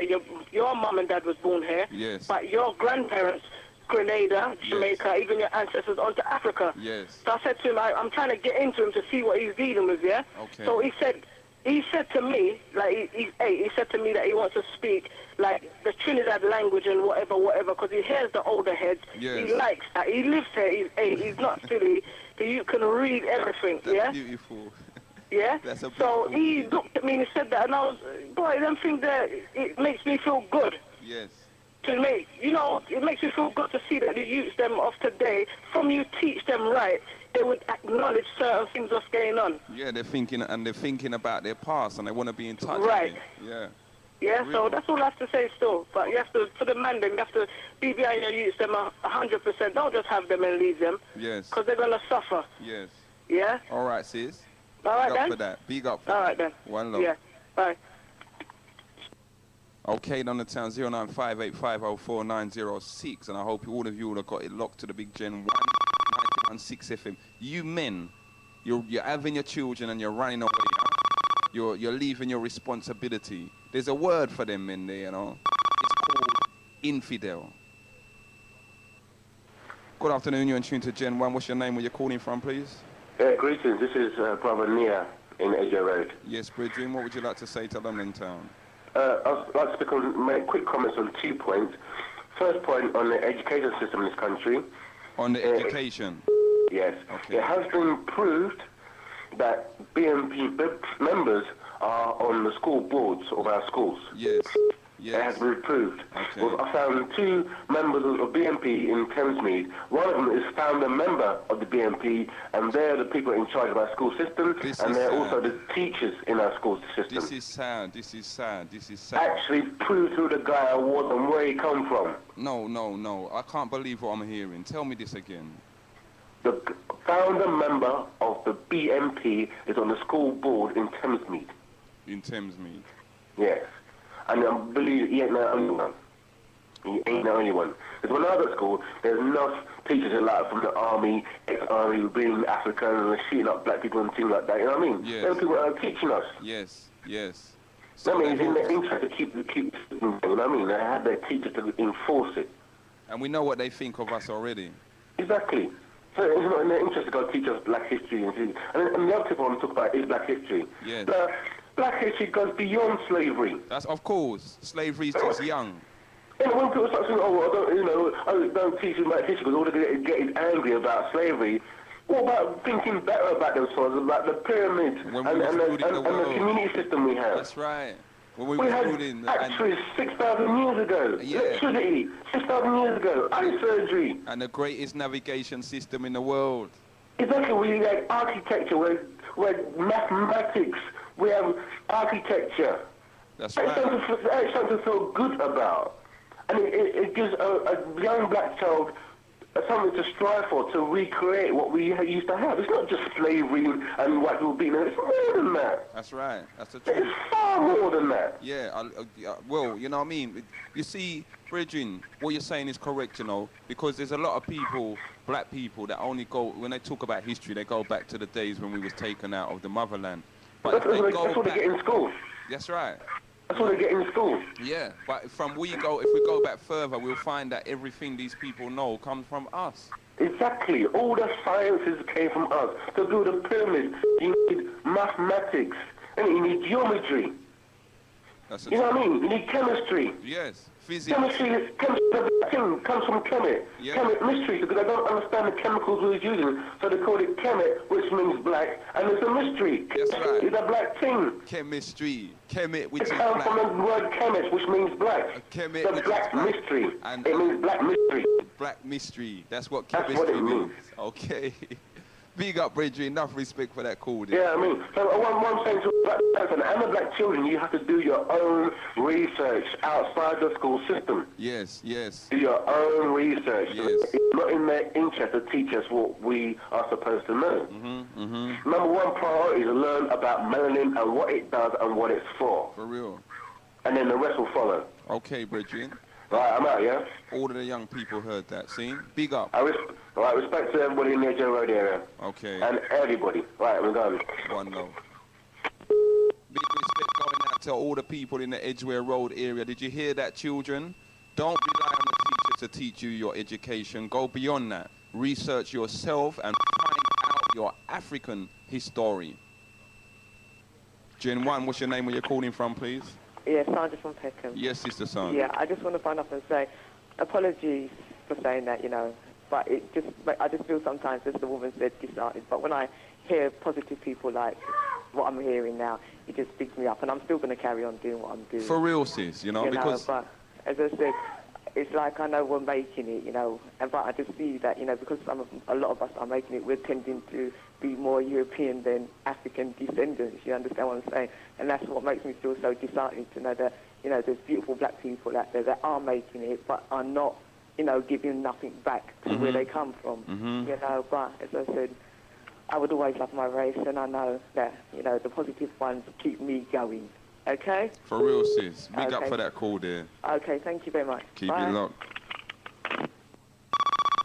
Okay, boy, everyone out there that's feeling despondent right now, have confidence and keep going in what you're doing, because we're going places, saying this is our time, and 97, me say from the beginning of the year, 97 is we year, okay? So keep going. We're going to break this. Gen 1, what's your name? Where you're calling from, please? This is Sister Sharon again from East London, and I'm just phoning to back up that sister in that phone just a minute ago, Okay. Sandra, Sister Sandra. Yes. And I'm glad that she phoned back and said that she ain't giving up on us black people, because enough people have given up on our race as it is. We don't need each other to give up on each other. Because in that way, we ain't going nowhere. For real, sis. You know? So I'm just there to say from the east side of the river that I'm backing her. Okay. You know? And I'm sure enough of them over here that can hear you, that are picking you up, are backing her as well. For real. Okay, right. sis. Big up for that. Take care. Yeah, London Town, we're getting the most support now. This is what I love, you know, because we're all family. See? And anytime any one of us get despondent, there's supposed to be others around who will put their arm around them and say, no, man, come on. We've got to keep going. It's for the sake of the race. Gen 1, what's your name? Where you're calling from, please? Hello, my name's Fiona. I'm calling from Catford, but I don't want to go live. Well, you're live, sister. You've already said your name and where you are, so you might I as just well... want to make a few points, but I don't want to go live. Okay, I'll tell you. Have you got a pen there? Yeah. Well, you know what? In fact, sis, I'm in a studio on my own, so I wouldn't even be able to take...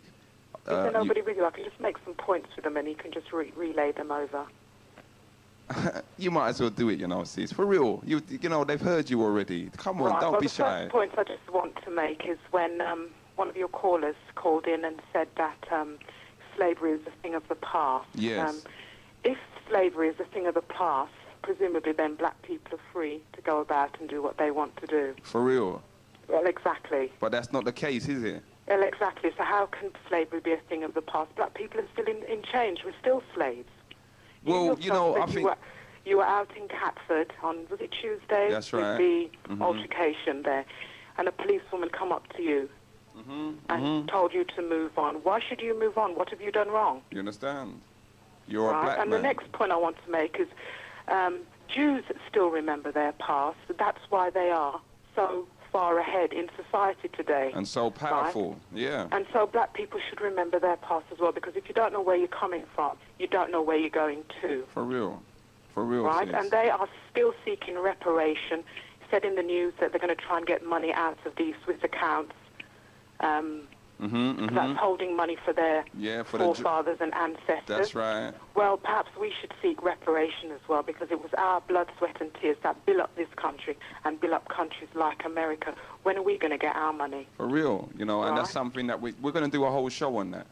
And my next point is this lady who called in who said that she was getting a bit fed up because she was trying to collect some money to send children, was it to Africa? Yes. And she was just getting fed up. Well, I agree with her on her point, but I would also like to make this point.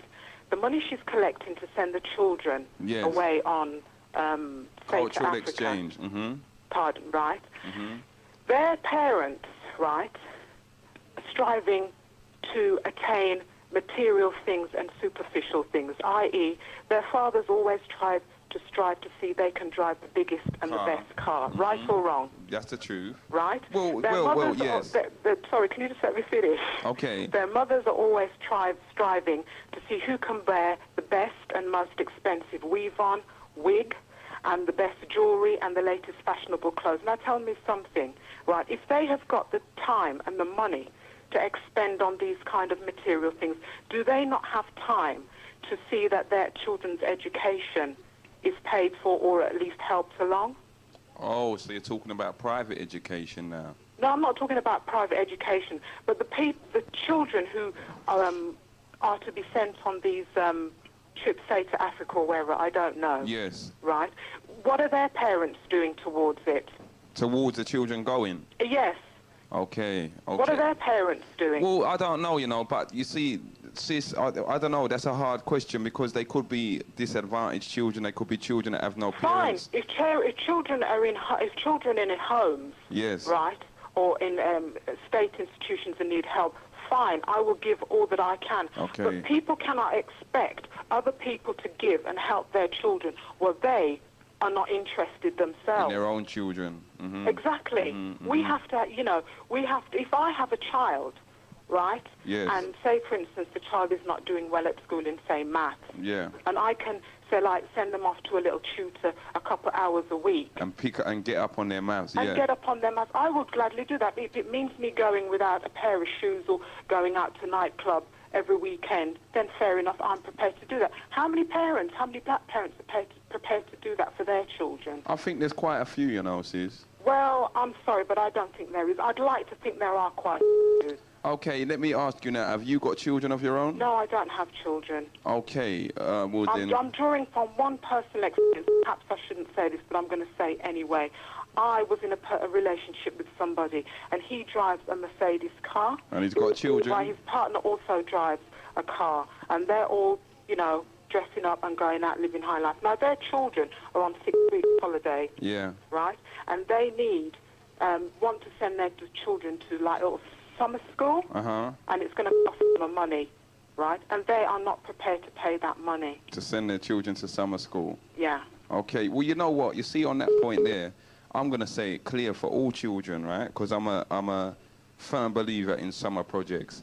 For all parents, if you are so tight that you can't pay for your child to go summer scheme, all right, which is something that takes them off of the streets and gets them involved in activities that will stimulate their mind, then if the police come to your door for your children, it's your fault, because that's the price that your child had to pay because you thought that, you know, it was too expensive. It wasn't worth it, exactly. For real. Because at the end of the day, you're saying your child is not worth it, and I just think it's very sad.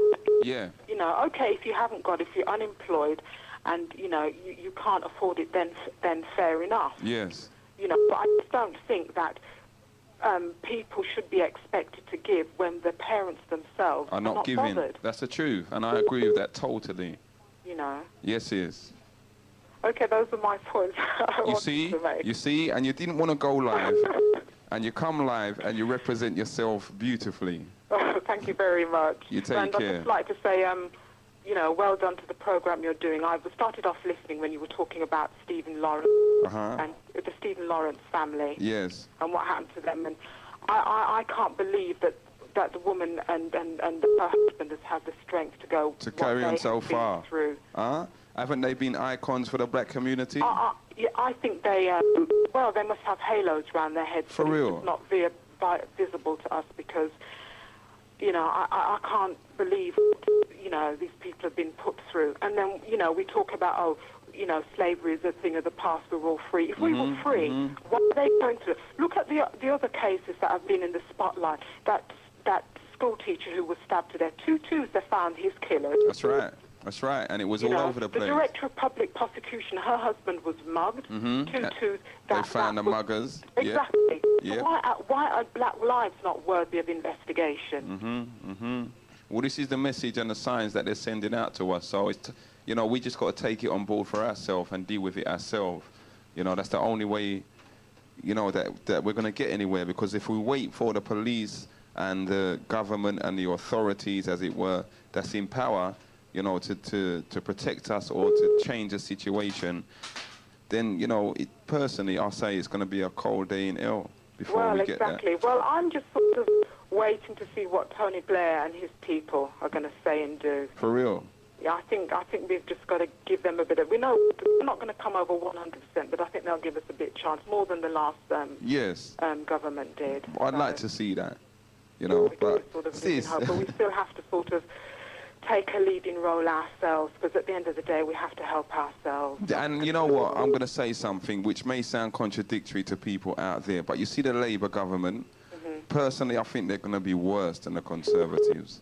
I must admit I'm inclined to agree with you on that point, because I think they're pandering to Middle England too much. For real. You know, and you know what Middle England thinks about us. Exactly. They're more interested in getting their votes and their confidence more than the traditional black voters. That's right. That's right. Yeah. So, you know, I think we're in for a rough ride still. Yeah. But sis, thank you very much for that phone call. You're welcome. You know, and I've got to say it again, for someone that didn't want to go live, you're a very strong, positive black woman out there in the community, all right? Don't be... I like to think I am. I mean, I don't have any children, but I live in Catford. I walk around. I see certain things that happen. Yes. So you got an opinion, you know? An opinion. Right. Well, then, you know, never be afraid to express that opinion. Right. Okay, sis? Okay, well, thank you very much for your time. You take care. Thank you. Bye-bye. Gen 1, what's your name? Where you're calling from, please? Good afternoon, sir. Oh, we have a male, a black man that's actually phoned in. I don't believe it. For the last 15 minutes, I've had bare women. What's your name, please? LG. Okay. LG from Brooklyn. What would you like to say, Bridget? Well, I've been listening to you. Yes. I've promised myself not to call. Oh, good. For certain reasons, I didn't want to call again. I know. I recognize the voice.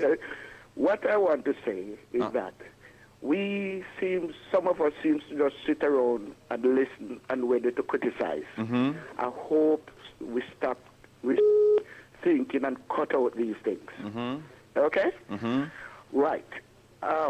My main subject was listening to a program on Monday, Premier Radio. Yes. And the presenter asked, why is it that black people is at the bottom of the ladder? Okay, can I stop you 1 second, right? Yeah. For all of the people that don't know out there, Premier Radio is a Christian radio station. Yes. Continue, Brethren. Yes. So the presenter said he liked people to phone in to say why they think black people is at the bottom of the ladder. Now, I'm shocked to even hear that they will be discussing that kind of thing. Yes, they do. Okay, continue. They do. Anyway, quite a few people phoned in. There's a man, a West Indian. Yes. He said he'd been in this country 40 years. Yes. And he never had any trouble with white people. Okay. Which I cannot understand. And he's blaming all the youth and everybody. Yes. No. The main one is this. One African gentleman phoned in. And he said there's two types of black in this country. Yeah, you talk about a gentleman that got... Oh, carry on. Yeah, yes. There is two types of blacks in this country. And what are they? One is the West Indian black. Yes. And the other is the African black. Yes. And the African black is educated. Yes. And the West Indian black is confused. Oh, my God. So this is why I have to let you know, because I'm sure you didn't hear this one. Yes. And all the thing that goes on, the West Indian black go out and do it. They go out and steal. They go out and do the robbery. They go out and do it. So the African is more intelligent. They're doing much better. Yes. And you name it. So obviously he's living in a dream world. He's not on this planet. Exactly. Exactly. Because I don't know what these people...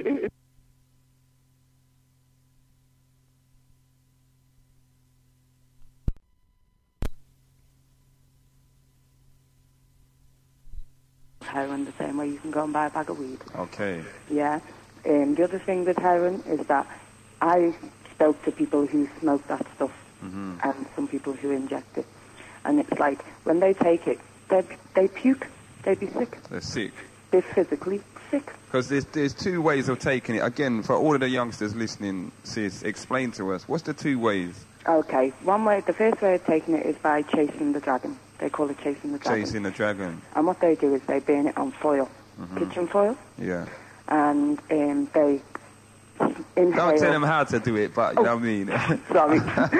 Sorry about that. You didn't hear that bit. The second way of taking it, I haven't smoked it, but I know because I've seen people doing these things. Yes. And I've always asked people when they're involved in taking drugs what they do and how they do it. Yeah. I have to know the ins and outs of it because I have children. For I real? need to know the signs and what have you. That's right. Second way of taking it is injection. Yeah. And who wants to inject something into themselves? It's bad enough having to have a shot, you know, for all these things. But these are the ways of taking it. Yeah. And it makes them feel sleepy at first. They go into like a trance. They're like zombies. Yeah. Yeah. They can't do nothing. Yeah. They can't have, after maybe a few months of taking it, they can't have no sexual relationships. They can't really have any relationships with anybody unless they're heroin users as well. So is it addictive? It is addictive, yes. Okay. I don't know, there was a program on a few months ago about a man from Merseyside, and he had been a heroin addict for 15 years. And they showed him coming off the heroin, and he was put in a room with a bed with plastic cover on the bed. And that man, he covered that room in everything, that all the nastiness that came out of his body was due to the withdrawal symptoms of the heroin. And everything that came out of his body was just black liquid. So this is what it does to your insides, and you know, all of these, it just leaves you with all these after effects, and it, you know, it's not something that you can come off within a matter of a month or 2 months. No. It's a very long process. Okay. Yeah. And it's a very expensive habit. Well, in fact, as I said, it's not so expensive. It's not that you can go and buy expensive it for £10, is it? Okay. Yeah, I mean, if people are spending £10 a day. Well, I was just going to say, does that £10, how long does it last? Because like we had on the show last week, and we was talking about the crack, and you know, like you can go and get a £5 It lasts rock. longer than the crack. It lasts what longer. They actually do is sometimes they purchase the crack as well. Okay. Because they want to be high, but they don't want to be too high. Yeah, so they want to be able to come down without the after effects of crack, because crack has another after effect. They're jumpy, jittery, they're, you know, nervous and everything. But now if they take the heroin as well, then they have the effect that they're like on a mellow, and they're not having the withdrawals of the crack effect. Okay. Yeah. So like it becomes it is an expensive habit, but it's not too expensive if they're, you know, stealing from their families and their loved ones, if they're selling their bodies for sex, to get the money, or they just have, you know, oral sex just so that they can get their little bag of heroin. Yeah. So you do you know, sis, like people that's started on it and just spiral downwards because of using. Yeah, well, now I mean, take us through, like, step by step, some of the different phases in terms of the change. Okay, I met a woman. She was 12 years of age, and I didn't know when she was 12, but I asked her because we was in a close confined space together, and she had to. She didn't have no heroin. I didn't know what was wrong with her. Yes. Then she started telling me what was wrong, and over a matter of hours, I watched her change from being half a normal human being, to a gibbering wreck who was, you know, letting go of her bodily functions. Yeah, she was, you know, she didn't have no control over them. She lost all control of herself, her functions. You know, she lost control of everything, and the only. So that's to the point where actually, you know, like you got the control of your muscles, all right? You're saying that she actually lost total She lost control of her bodily. Right, so she was like a newborn baby. Yeah, she lost control of everything out, her urine and her feces. Yeah. She let it go in the place that we were. She had no control over it. You know, a few hours had passed by, and she just went into a cold turkey. Right. Yeah? And what's the actual effects? What's the effects of cold turkey, or what does it do? What does it do? Okay, well, she started having hot sweats, cold sweats, shivering and shaking. Her nose was streaming, her eyes were streaming.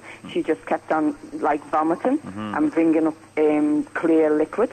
Yeah, there was nothing for her to be sick with, but she just kept on having this nauseous effect where she would be there, but she couldn't bring anything up. She was going through that, and that was going on for a few hours, and then eventually, you know, doctors were brought in, and they give her methadone.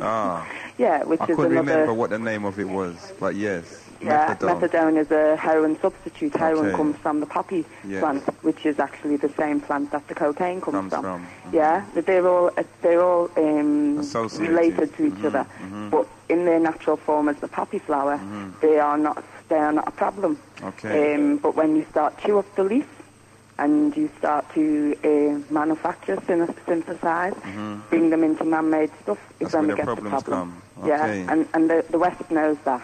Yeah. Because they've taken technology to very, very, you know, high levels for the purpose and control of the humankind, particularly the African nation. Now, I also want to talk about one brother was saying about getting back to the self. Yes. Yeah, and that will elevate us as a people. You cannot get back to yourself if you are intoxicating your body with alcohol. Yes. Nicotine or any kind of substances. You cannot get back to yourself if you are eating, you know, things that you're on a not diet supposed to that's be not eating. good for you. Yeah, if you're eating processed foods, white sugars, drinking milk, you know, all the dairy products, you can't get back to yourself, because to get back to yourself, you have to go through certain rituals and meditations. Now, if you're not given the process, you can't do that very well or do it properly. And if you are successful at doing it, you are liable to bring in other, you know, things that are detrimental to you, because we live in a world, people might say, you know, it's like they elevate spirituality to another planet, another world. Dimension. Yeah, it's not. It's in the being. It's in you. It's there. But you know, because of everything, from the moment you're conceived, from the egg and the sperm meet, you become a physical entity. Before they met, you was just a spirit. You then become a physical entity. When the sperm and the egg meet, everything gets put on top. You come out into the world, and then you've got everything from the world, you know, your parents, the outside forces. As much as the parents want to put in and do put in, doesn't necessarily mean that the child is going to grow up Turn to out be the way you want. or be the spiritual person that you've expect them to be, and tried to grow them up to be, because, again, outside forces. That's right. Someone was talking about, you know, about the homosexual age of consent. I believe that they did it so that these paedophiles, these nasty, dirty, put a gunshot in their head and up their backside man, can actually get to our young male children. When they put them in jail, they can rape them. When they're 16, you can't say you're raped because you're a male, because that's the legal age of consent. And all they have to say is you consented to it. You consented. And what proof do you have that you didn't consent? You're a criminal, right? This is the whole reason why they criminalize African people, so that we eventually do not have any feel that we don't have any rights or any say in what is being done to us and to our children. Now, one thing I'd just like to say before I come off is that I said it last week and I will say it again, is that people keep talking about we need to come together and have unity. Genesis is very positive in doing that, because you have all the talk shows on, and I'd like to say to the brother who rang in earlier, if you listen to Genesis 7 days a week, if you can get tuned in, you will actually hear there is other talk shows on the programme apart from the Sunday morning show. Sister Nazinga's on. There's one brother on in the week. 3 till 5 every day. 3 till 5, the African Scientist on Monday afternoon. And I think on a Tuesday you have Brother Muhammad. Hot Seat. And so there's quite a few different talk shows that is on Genesis. I'm not particularly happy to want to listen to Genesis on Kiss FM. I'm quite happy to listen to Genesis on 91.6. Because that gives us our space. We are not being then, you know, shadowed by a white corporate organisation. We are keeping control of what we put out, what is being put out to our communities, you know. So if, like, to support Genesis, then the brother needs to tune in maybe every time he tunes on his radio. For real. And, you know, to support Genesis, there's many other ways that you can support Genesis by buying the DJ's tapes, you know, by going and attending dances and stuff, going and attending the events that Genesis does put on. That's right. Yeah, because they have put on quite a few events this year. So, you know... And I think we're going to have to put on many more because, as you know, the DTI has just stepped up a gear now.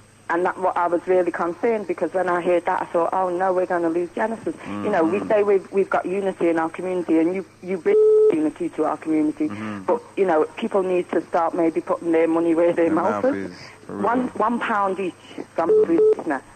Yeah, if there's 10,000 listeners, yeah, that gives you £10,000. Now, people, if they're going to have as the African scientists would say, a dirty foreign mind, to think that when you take that £1 every 1 cent, and maybe you're going, you know, the Genesis management are going to go off to Jamaica, you know, or somewhere else, you know, out of England, but then people don't send you money. But, you know, if you was to open up a fund where people could send, you know, £1, 50 pence each, you know, for every muckle, it makes a mickle. For every penny, 10 people, 20 people, it can eventually make £1. For real. Yeah, and is what is going to... We can't keep saying we want to have unity in our community, we want to do this, we want to do that, if we're not prepared to put our money where our mouth is. And we haven't all got a whole heap of money, but surely everybody could take £1. Yeah, and you know, £1 a week. If you can put that one, you know, if you can go and spend £10 on a ganja, £10 on a dance, £15 on a CD, you can put £1. Why can't you put £1 into a fund that is willing and that is there supporting the community? Yeah, because at the end of the day, it also gives, you know, jobs to younger up and coming DJs. Yeah, we open the door the door's been open for many of our people to go into areas that they thought were not possible for them to go into. Yeah, that's right. Yeah? That's so, right. you know, I'm saying, Genesis, keep up the good work. The one last thing I've got to say is the unity in the community and the getting back to self. Yeah, somebody, I don't know who, I'm thinking about it. I'm talking to my sister. And, you know, we need something. There's, and you know, we've got the Nation of Islam and we've got other Christian denominations that are, the majority of African people are into, and I'm not against an organisation that is, you know, furthering the community and bringing unity together. But what I would say is that we, the African people, need to get back to our traditional spirituality.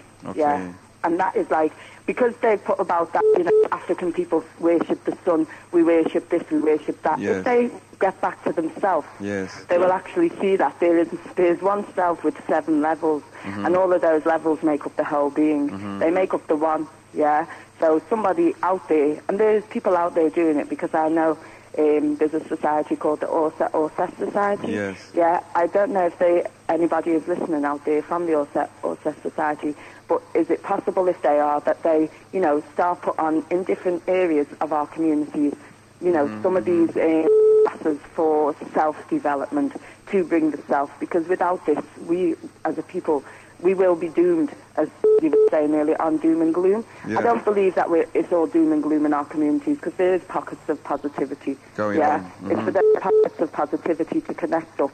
For real. Yeah, from they connect up, we then get stronger. We have a stronger force. You know, no man stands an island and no woman stands alone. Yeah. All right, sis. I just like to say, keep up the good work. All right. All right. And respect to the brothers and sisters, and respect to my sister there in far sides of East London. Okay, sis. And at the same time, you know, enough respect for calling up and giving us that info today. Oh, you're welcome, brother. Every time I hear something and I want to come in there and talk, I used to feel a way about getting on the radio and talking because of my accent. But as the years have gone by, it's going away, and I'm getting the confidence to come up and say what I have to say. Okay. So, big up for that. Okay, respect, brother. Take care. And you. Bye. Bye-bye.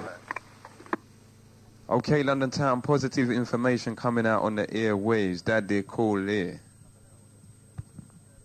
I love the way he does that. Okay. Listen, I want to get on this police harassment business now. I don't care. I want to get on this police harassment business. Maxi B's inside the place. Give us some info on this police harassment, Maxi. Thank you, Daddy Coolie. And I want to say a warm good afternoon to London Town. Before we take this call, going back to a point that Daddy Coolie made earlier, he said that with the black-on-black violence increasing, does it mean that police harassment has now taken a back seat? The Police and Criminal Evidence Act, PACE 1984, was introduced following the Brixton riots of 1981. And the reason why it was introduced, they said, was to curb the stop and search of young blacks in particular. Did that happen? Or did PACE, the Police and Criminal Evidence Act, actually give the police license to do just that? Take this call. Good afternoon, Genesis. What's your name? Where are you calling from? Hello, my name is Penford. I come from Newcastle. Okay, what would you like to say? It's about the police brutality stuff still. Yeah, an incident happened on the 16th, and there was one of your DJs there, Sting was there. I don't know if he's told you guys, but 6 of us was brutally arrested for no reason at all. Where was this, brethren? This was on New Cross Road on the 16th. Okay, yeah. Hold on a sec. Yeah, I believe somebody did mention that. Did you say Mr. Speng? Yes. Okay, do you want to tell us a little bit about what happened? Well, I go still. Like it was a nice day, you know, black people, when the sun comes out, they're outside of their houses, you know, taking in the sun and thing. Okay. Well, there's 6 of us outside our house on Newcastle Road. Okay. And like my brother must have seen one girl that robbed him of his rings. And like, it's a big incident from a year ago. So like, he's seen this girl walk past the house now. And he's gone to confront her about what happened. Yeah, and like, an argument broke out from that incident, yeah. Okay. It wasn't a bad one, he was just like talking to the girl still. And like these policemen came by in a van to stop an African man. I think he was speeding, okay. Yeah, and they drove him up by the phone boxes on New Cross Road. Right. Yeah, and like they let him go, then proceeded to come to my friend and the girl, yeah. When the girl saw the police coming, she started making up noise, oh, let go of me, yeah. Okay, so anyway, she started to overplay the incident now. She started to overplay the incident. So like now the policeman came straight up to my friend, yeah, took his hand off the girl, yeah, and put it behind his back and slapped a handcuff on him, yeah. My friend said, what have I done? You see, he was so concerned about arresting my friend, he let that girl walk about her business. But anyway, after they had him up in the I don't know what kind of lock they call it, but it's a lock when, you know, like football hooligans are going mad and they're trying to arrest you. Yeah. It's one of them kind of locks they had him in. And the man had his hand around my brethren's neck. You understand? I said, boy, I ain't going to let them do this, because he ain't done nothing wrong, you understand? So I jumped off of my... I'm just going to cut you there. What was your friend doing at this time? My friend, he was bawling out saying he couldn't breathe. Yeah, but, I mean, you say that they came up to him and they slapped his hand round his back and put a handcuff on him. Yeah. Why? I mean, the police can't just walk up to somebody and just do that. So what was your friend saying at the time? My friend, I go still, yeah? They came up to him and they must have said, look, take your hand off the girl, because he had his hand on the girl's arm. Okay. Yeah? And he said, look, man, the girl robbed me. Yeah? At which point they could have said, all right, let me sort out this situation and just left it as that. Right? But they never. They proceeded to stir him up by telling him let go and some other bad language I can't even remember too tough. Yeah? Anyway, after that they held him, handcuffed him, yeah, and about 3 others came out of the vans in one of their new vans. Yeah? And then picked him up off of the floor. Yeah, I threw him in the van on the floor and started stepping in his back. Yeah, this time now, I've come off of my perch now. I've walked down to see what's going on. And like one of my cousins as well had this 7-month-old baby in his hand. Yeah, and went to see what was going on. We was told to F off, yeah, and move, yeah, otherwise we would get arrested. Yeah, this is me, look, you can't treat a youth like that, man. You know, he's a human being. Mm-hmm. And that's because they brutalized him still. So anyway, they proceeded to come onto our property, yeah, on New Cross Road, yeah. Right. Them pick trouble with us, yeah. They one of the police officers, yeah, after the one that had his knee on my brethren's back, came out of the van, straight out of the van, yeah, flicked out his button. I was going to hit my brethren with the 7-month-old baby in his hand, yeah. I like my brethren saying, look, man, go away, you know, just to defend himself. He said he ain't done nothing, yeah, he was defenseless. The man's telling him to drop the baby. Mm-mm. Yeah, and he had his hand. You could see hatred in them police officers' face. But anyway, Yeah, you could see that. You know what? Me and my friends said, look, there was a presence around on them policemen's face that we've never seen before on any person's face before. You understand? You understand? They had that kill them nigga on their face. Look, you understand? So anyway, I stepped in now when my friend then got hit over the head because they hit him over the head with the baton and he dropped his baby. Yeah. He dropped the baby on the floor. Yeah, he dropped the baby on the floor, but yet still, yeah. 2 more proceeded to come and restrain him. His girlfriend came over to take his baby, yeah. She's been told that she's going to get maced or sprayed with gas, yeah, with tear gas, yeah. Because she wanted to take the baby. Take the baby. But there's like 15 other policemen like all over the place for us 6, yeah. So anyway, I seen what's happened now, and I've gone to push this police officer off of my friend. Okay. Yeah, because by this time I'm saying, boy, I ain't fighting or we ain't battling against a police officer. And these are ordinary racist men. Yeah. Yeah. You know something? What you always find, especially with these kind of confrontational incidents, is that the police lose that air of authority when they feel that the power of authority is slipping away from them. This is when you find that they start to get very dictatorial. But hear me, they never had no cause to feel that the situation had slipped away from them. Yeah, instead they made the main culprit of the whole situation slip away from them instead of sorting it out as a police officer should. Yeah, it came on. It came on like because I've got like bruises all down my leg. Okay. Yeah, where about 6 of them was on top of me and was beating me on my feet. And this was in broad daylight on the main This was in broad daylight in front of 25 witnesses. And as I said, Mr. Speng was sitting down watching everything. He's the one that took down the numbers of the policeman, got the witness numbers and everything like that. But anyway, we got to the police cells now. Right. In the station now, I've been threatened that the person that I must have assaulted or said I assaulted him, yeah, this is because I stepped in front of my friend because they were beating him with his 7-month-old baby. So yeah. Let me get this straight. Why did they arrest you? Did they arrest you for causing an obstruction or something? No. What was the reason? They didn't tell us. That's the next thing, yeah. They didn't tell us the reason they arrested us. Yeah, they did not tell us no reason they arrested us. It's only after we came out of the cells, the man charged us with assault, and I was charged with assault, and the two of my friends were charged with affray. Yeah? But anyway, we got to the cells now, was asked our information. They took my friend into his cell and beat him just because he was chanting them down and telling them about themselves in the van. They took him in the cell and they beat him. Yeah, had his hand behind his back, yeah, and they string him up like some kind of chicken, and then they beat him like he's a dog. You understand? When we came out now, and they read us our rights, there's a black inspector in Lucian Police Station, yeah. He said to us, it looks like things got out of hand, yeah. After they charged me with assault and affray, they charged my 2 friends with affray, yeah, and they've beaten us, yeah.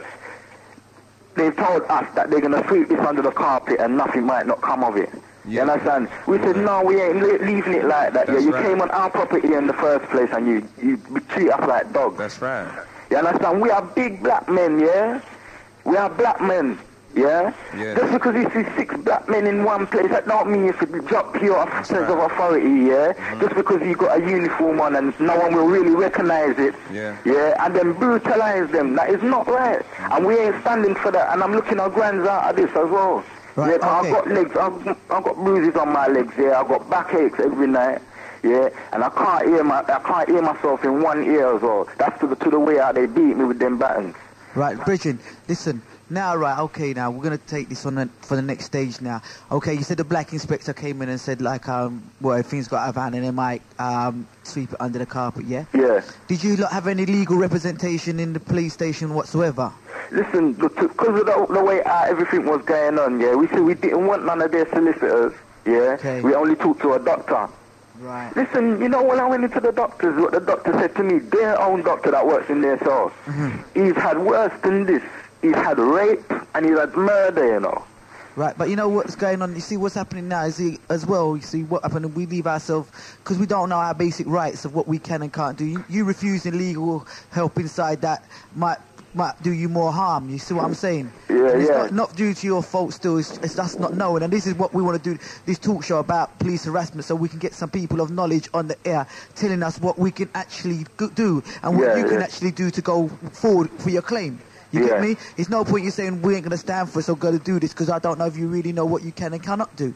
And I think today we need people to phone in with the information. If you've got some of the information, give up the first steps of what you're going through. But we're going to need other people to phone in and let us know how much further we can take it in their terms. We're not going stupid about what we're going to do this and that. Let's take it, you know, we find out what we can do legally and properly first, you know what I mean? Yeah.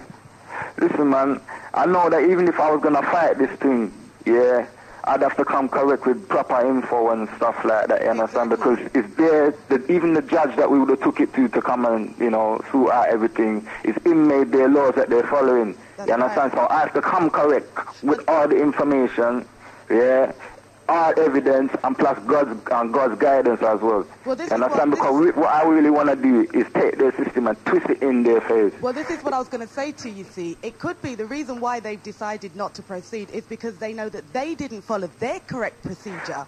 Yeah. Because the main culprit to the incident, they made her walk. You understand? They made her walk. And they just latched onto my friend like say it was him that started everything. You understand? Not even to say that anyway. If they wanted to sort that incident out, they would need the two parties of the argument. Exactly. You understand? Instead of them keeping that up in two parties, they made one walk away. You understand? And then from there, that's when the brutality started, and that ain't right. You understand me? Yeah, brethren, just to add something, all right, and maybe you've done this already, but for all the listeners as well, if they ever buck up in a situation like that, yes, they have their police doctors. One of the first things you do when you come out, actually make an appointment with your own doctor. Hey, me do all that enough. Okay. Me do all that. Me have a picture and me bruise them. Me have my report. And my doctor make out a report too. Okay, so you got everything. All right, well, now you got various choices of progressing with it, okay? You can go through the CPS, Criminal Prosecution Service, who that's where the police investigate themselves and make a decision on whether they was right or wrong.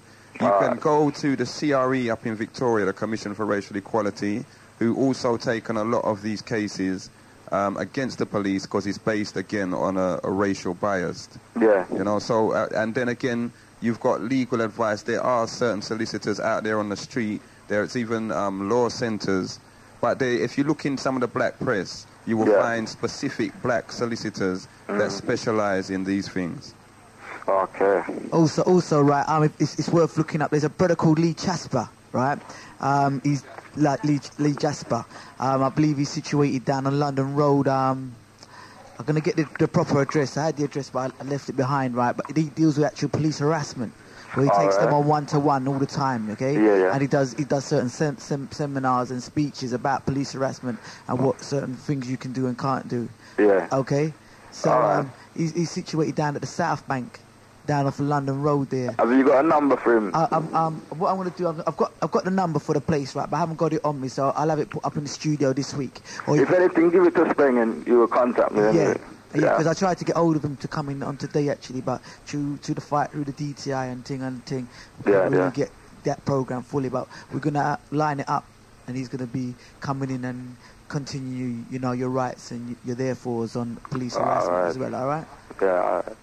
Yeah, I just got one other question to ask you. I mean, it may seem a really basic question, but sometimes, you know, this information is for yourself, for London Town. Did you get a copy of your custody record?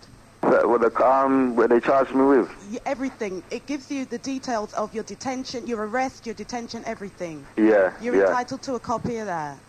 Did you get a copy? Yeah, I got 2 copies still. Okay. When you contact a solicitor or you go down to the law centre or whoever, make sure that you get a copy of that. Okay, and bring that with you, because there will be certain information on there that should be there, and if it's not there, then it can only go to strengthen your case, okay? All right, then. Enough respect for your call. Yeah, go then. Okay, bye. Bye. Yeah, London Town, listen, right? All of these solicitors, lawyers, barristers, we've been calling you all ever since when, right? And I don't know, for some reason you all might think that it's not a big problem out there with our people being still accosted and arrested and beaten up on stupidness, on some little rubbish. You all are out there, we know you're listening to the show. Give us a call. We want some legal information. What are the rights of the people? You just heard a live account of a situation that happened here in our backyard out on New Cross High Street, right? The 6 brothers was attacked. Boy, I just can't believe the point they actually licked the brother whilst he's got his baby in his arms. You know, he also said, and I hope you was listening closely, the look on the faces of these men was something that they've never seen before.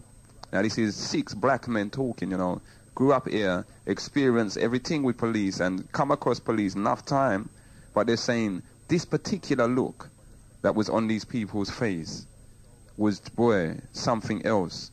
So, and if there's any other people out there, you know, that's gone through them experiences, I wanted to share one. I got a brethren, dropped some friends off uptown one day. They was going in a shop or something, and he was sitting in the car waiting for them to return.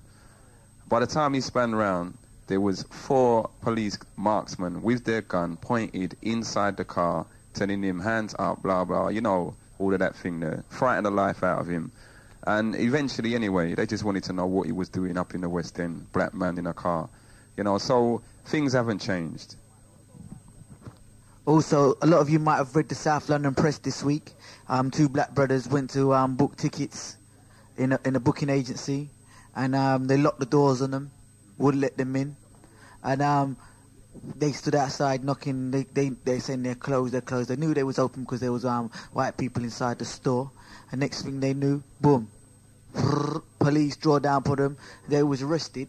You know what I mean? Because the people in the shop looked at them and believed that they were coming to rob them. You know, I mean, the scenarios are going on and getting stupider and stupider every day. It's like you know, and we're perpetuating it in the media and on the TV how we're looked at. I mean, a couple of weeks ago there was all the talk about 100 and odd Rastas kicking up fuss in Tenerife. There wasn't no Rastas there. It was a garage rave. You know what I mean? There weren't no Rastas on it. It's only come out afterwards now that there was no Rastas on this trip. But it's the way the media are representing people. You know what I mean? And the stereotyping. You know, okay. These policemen, right, Maxie B was in there and she was wondering, all right, the look on these policemen's face. You know what I mean? The brothers had never seen it before. But now, is it a look of, was it hatred or was it a look of outright fear? You know what I mean? They could not handle the situation. I mean, they've let the lady or the woman walk who was the main cause of the affray, you know, or the least threat, Maxie B. And now they haven't got a leg to stand on in the next process, what they're going through, you know? We'll take this call.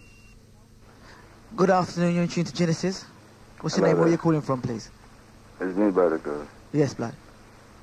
Boy, I have to phone because nobody like them phoning in. See? Well, that's all right. But I listen to that brother there, right? Mm-hmm. I had a lot of trouble. But, boy, I just praying to God that no police ever do me like what I hear that brother say, because I think, well, that's it. Unless somebody do something and we stop pussyfooting around talking, right? These people can always do it. See, it's only the black man that want to fight. You want to fight his own. Why? But I just pray to God daily that police, I talk this over and over in Genesis, not only now, years ago, that I hope no police ever beat me, because I think I is the last black man you can beat. I'm telling you, Star. All right, Ron. Run.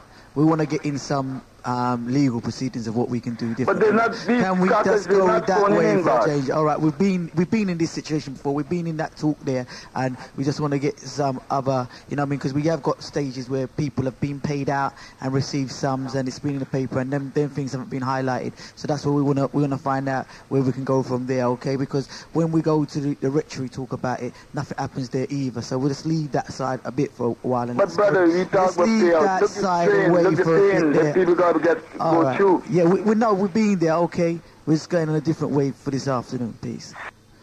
Okay, 91.6 0958 504 906 on the lines of the police harassment and certain forms of what you can and cannot do.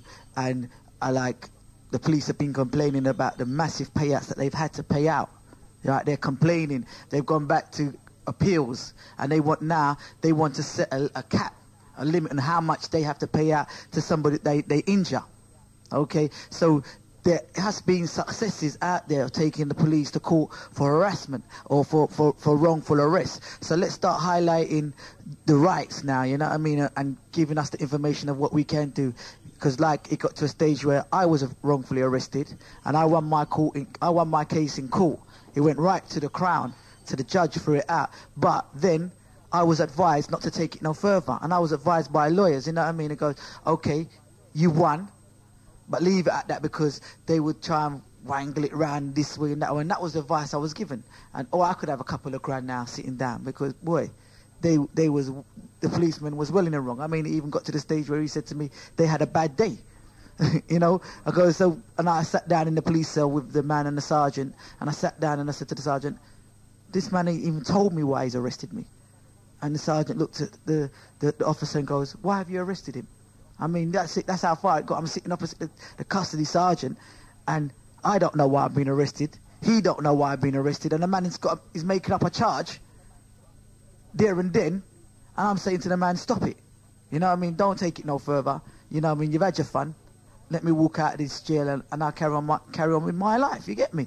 And it never went that way. It went all the way to the Crown Court, till the man got basically shagged, mashed up, thrown out, discredited. You know what I mean? The judge told the jury to stop. Do not listen no more. Didn't even have to wait for the 12 jurymen. Right? He said, stop. Don't listen no more. Throwing this out. But they all, before that now, because I'm telling you from experience, before that, when I went to the lawyer, this is the lawyer to me. Well, you're a young black man. You're a young black man. If you plead guilty in a magistrate's court, right, you'll get off. No, he didn't say I'll get off. He said I won't get a criminal. I won't get a criminal. It's some stupidness. I won't go to jail. I won't get fined. You know what I mean? And you know, if I go Crown, I go to jail. But if I go magistrate and plead guilty, I'll have a criminal record, but I will just get fined. I'm looking at this man and I'm saying, Star, hold on. I ain't done nothing wrong in my life. I must now, this bigot had a bad day, and because he had a bad day, I must now plead guilty at magistrate's court to have a criminal record, a fine, so I'm paying him for what he's done for me, and take it like that. I said, no, sir. No, it can't. It's got to go all the way to Crown Court. And just on principle alone, you know. And this solicitor's going to me, well, I'm just showing you the scenario, you know, you're a young black man. I said, yeah, what's that? I'm over 21. No criminal record. I'm not accepting like that. And that just put in my frame of mind. Now, this was the biggest joke now. When the letter came to me of what was supposed to have happened when I got stopped by these police, they've now sent the charge through. This letter's come here to me and it's gone, yeah, on the date of the blah, blah, blah, we stopped Mr. Breria. Coolie. We stopped Mr. Coolie. Right, Mr. DC. Okay, and found in his possession an offensive weapon. Right? When we asked the gentleman what this was, you know what I mean? This is the man, a running joke now, you know. Wrote this down. This is how the conversation went. I told him, you know what this is for. Me and this man never had no conversation, you know. There's a full page of conversation that me and this police officer had. You know that you need this thing around here. No, he says, no, naive, I don't know, what do you mean? You know, and this thing was in black and white. And I'm looking at it and I'm saying, how many?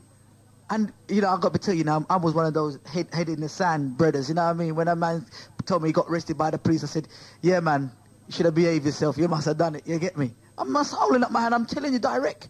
And this happened to me. And a week later, no, it reminded me about a week before, because I know this bridging of mine, he's a bit crazy, you know what I mean? And he got stopped for an offensive weapon. And when he showed me his letter, it was basically word for word the same. And I turned around and I said to him, yeah, you're the sort of person who would have said that anyway, because that's how you carry on. Lo and behold, the justice, when the letter come to me weeks later, I don't see in the same. I tell you, no, seriously, if me and this brother put this letter together, it's like they must have a little class where they sit down and write down what black people say to each other or what black people say to the police. And I'll take it right, for real, you know, all you brothers out there, if you take your custody sheet of the conversation that you had and you put them together, any court that you went into, you could just use that as evidence alone. Because there's, you know, I can say you 20 people or 2 people are not going to write that and say the same answers to the same situation. And this was what this was basically. And I'm thinking to myself now in this time now that I'm a much wiser and older person. How many of our brothers and sisters has this been done to? I've been railroaded in to taking criminal records. Yeah?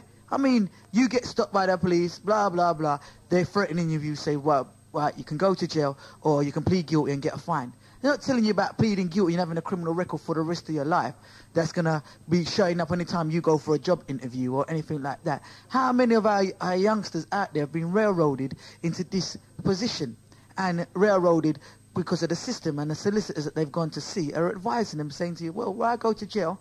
Just go and plead guilty. And like they said, that caller earlier on, he said, how many people are getting wages out of us? In the criminal system, how many people? The magistrate, the solicitor, the probation officer, the care worker. How much people are earning their wages out of this one black person? Okay, remember the number is 0958 504 906. And again, we're sending out a call for our brothers and sisters in positions of no. Okay, solicitors and lawyers, or even people with the information, okay, people that sat down and studied the information, might not be a lawyer or a solicitor, but know the information that can give us, yeah? Good afternoon, you're tuned to Genesis. What's your name, where are you calling from? Good afternoon, I'm calling from Hackney. Mm-hmm. I'd just like to call and congratulate you on having that kind of format for a radio station, you know, actually highlighting problems that are in our community, ongoing problems.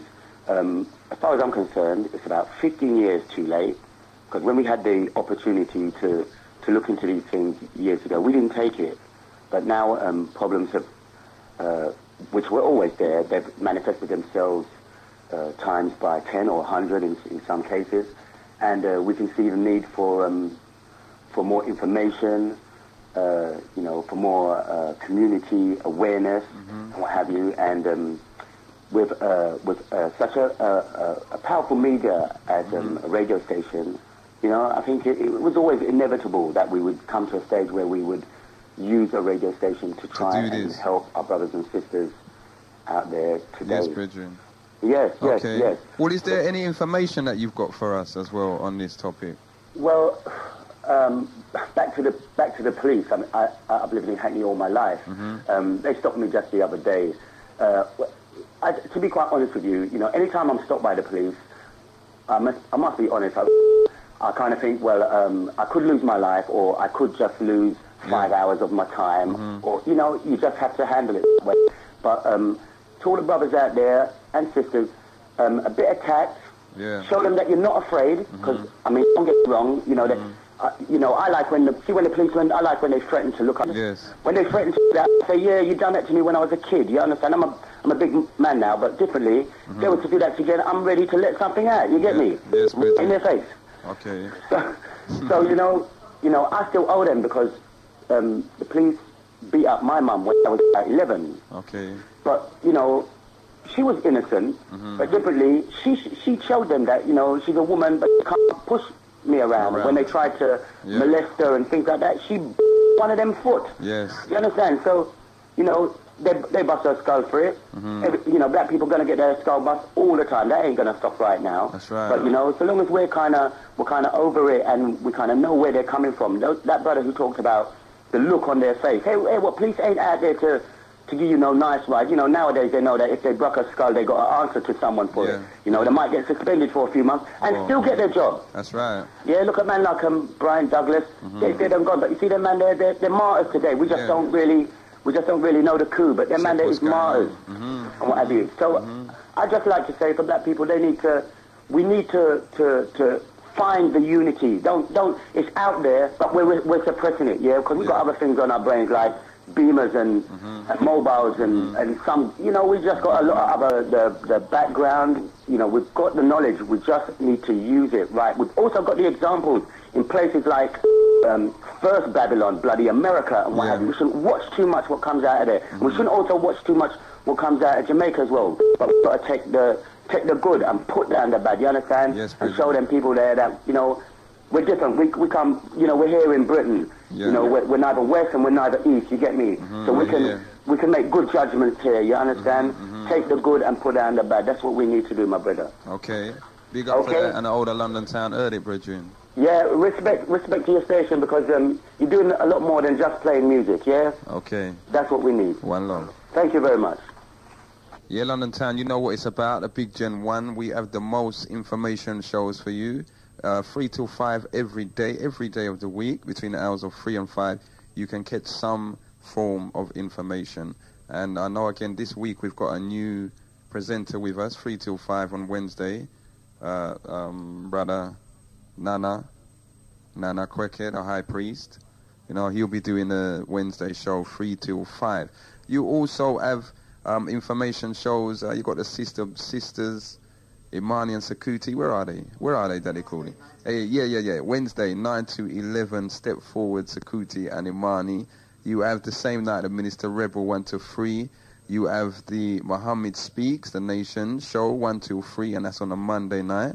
You also have the Black Watch X-Ray Hip Hop show, rap show, London Town, but very, very, very educational. So catch that one if you haven't caught it already. African Scientists, again, between the hours of 3 and 6, Friday morning.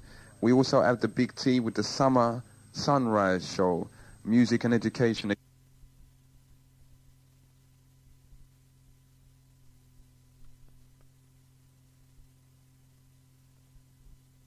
Every corner as well. I forgot, up in the top there, Sunday 6 till 9, Mohammed Hot Seat again.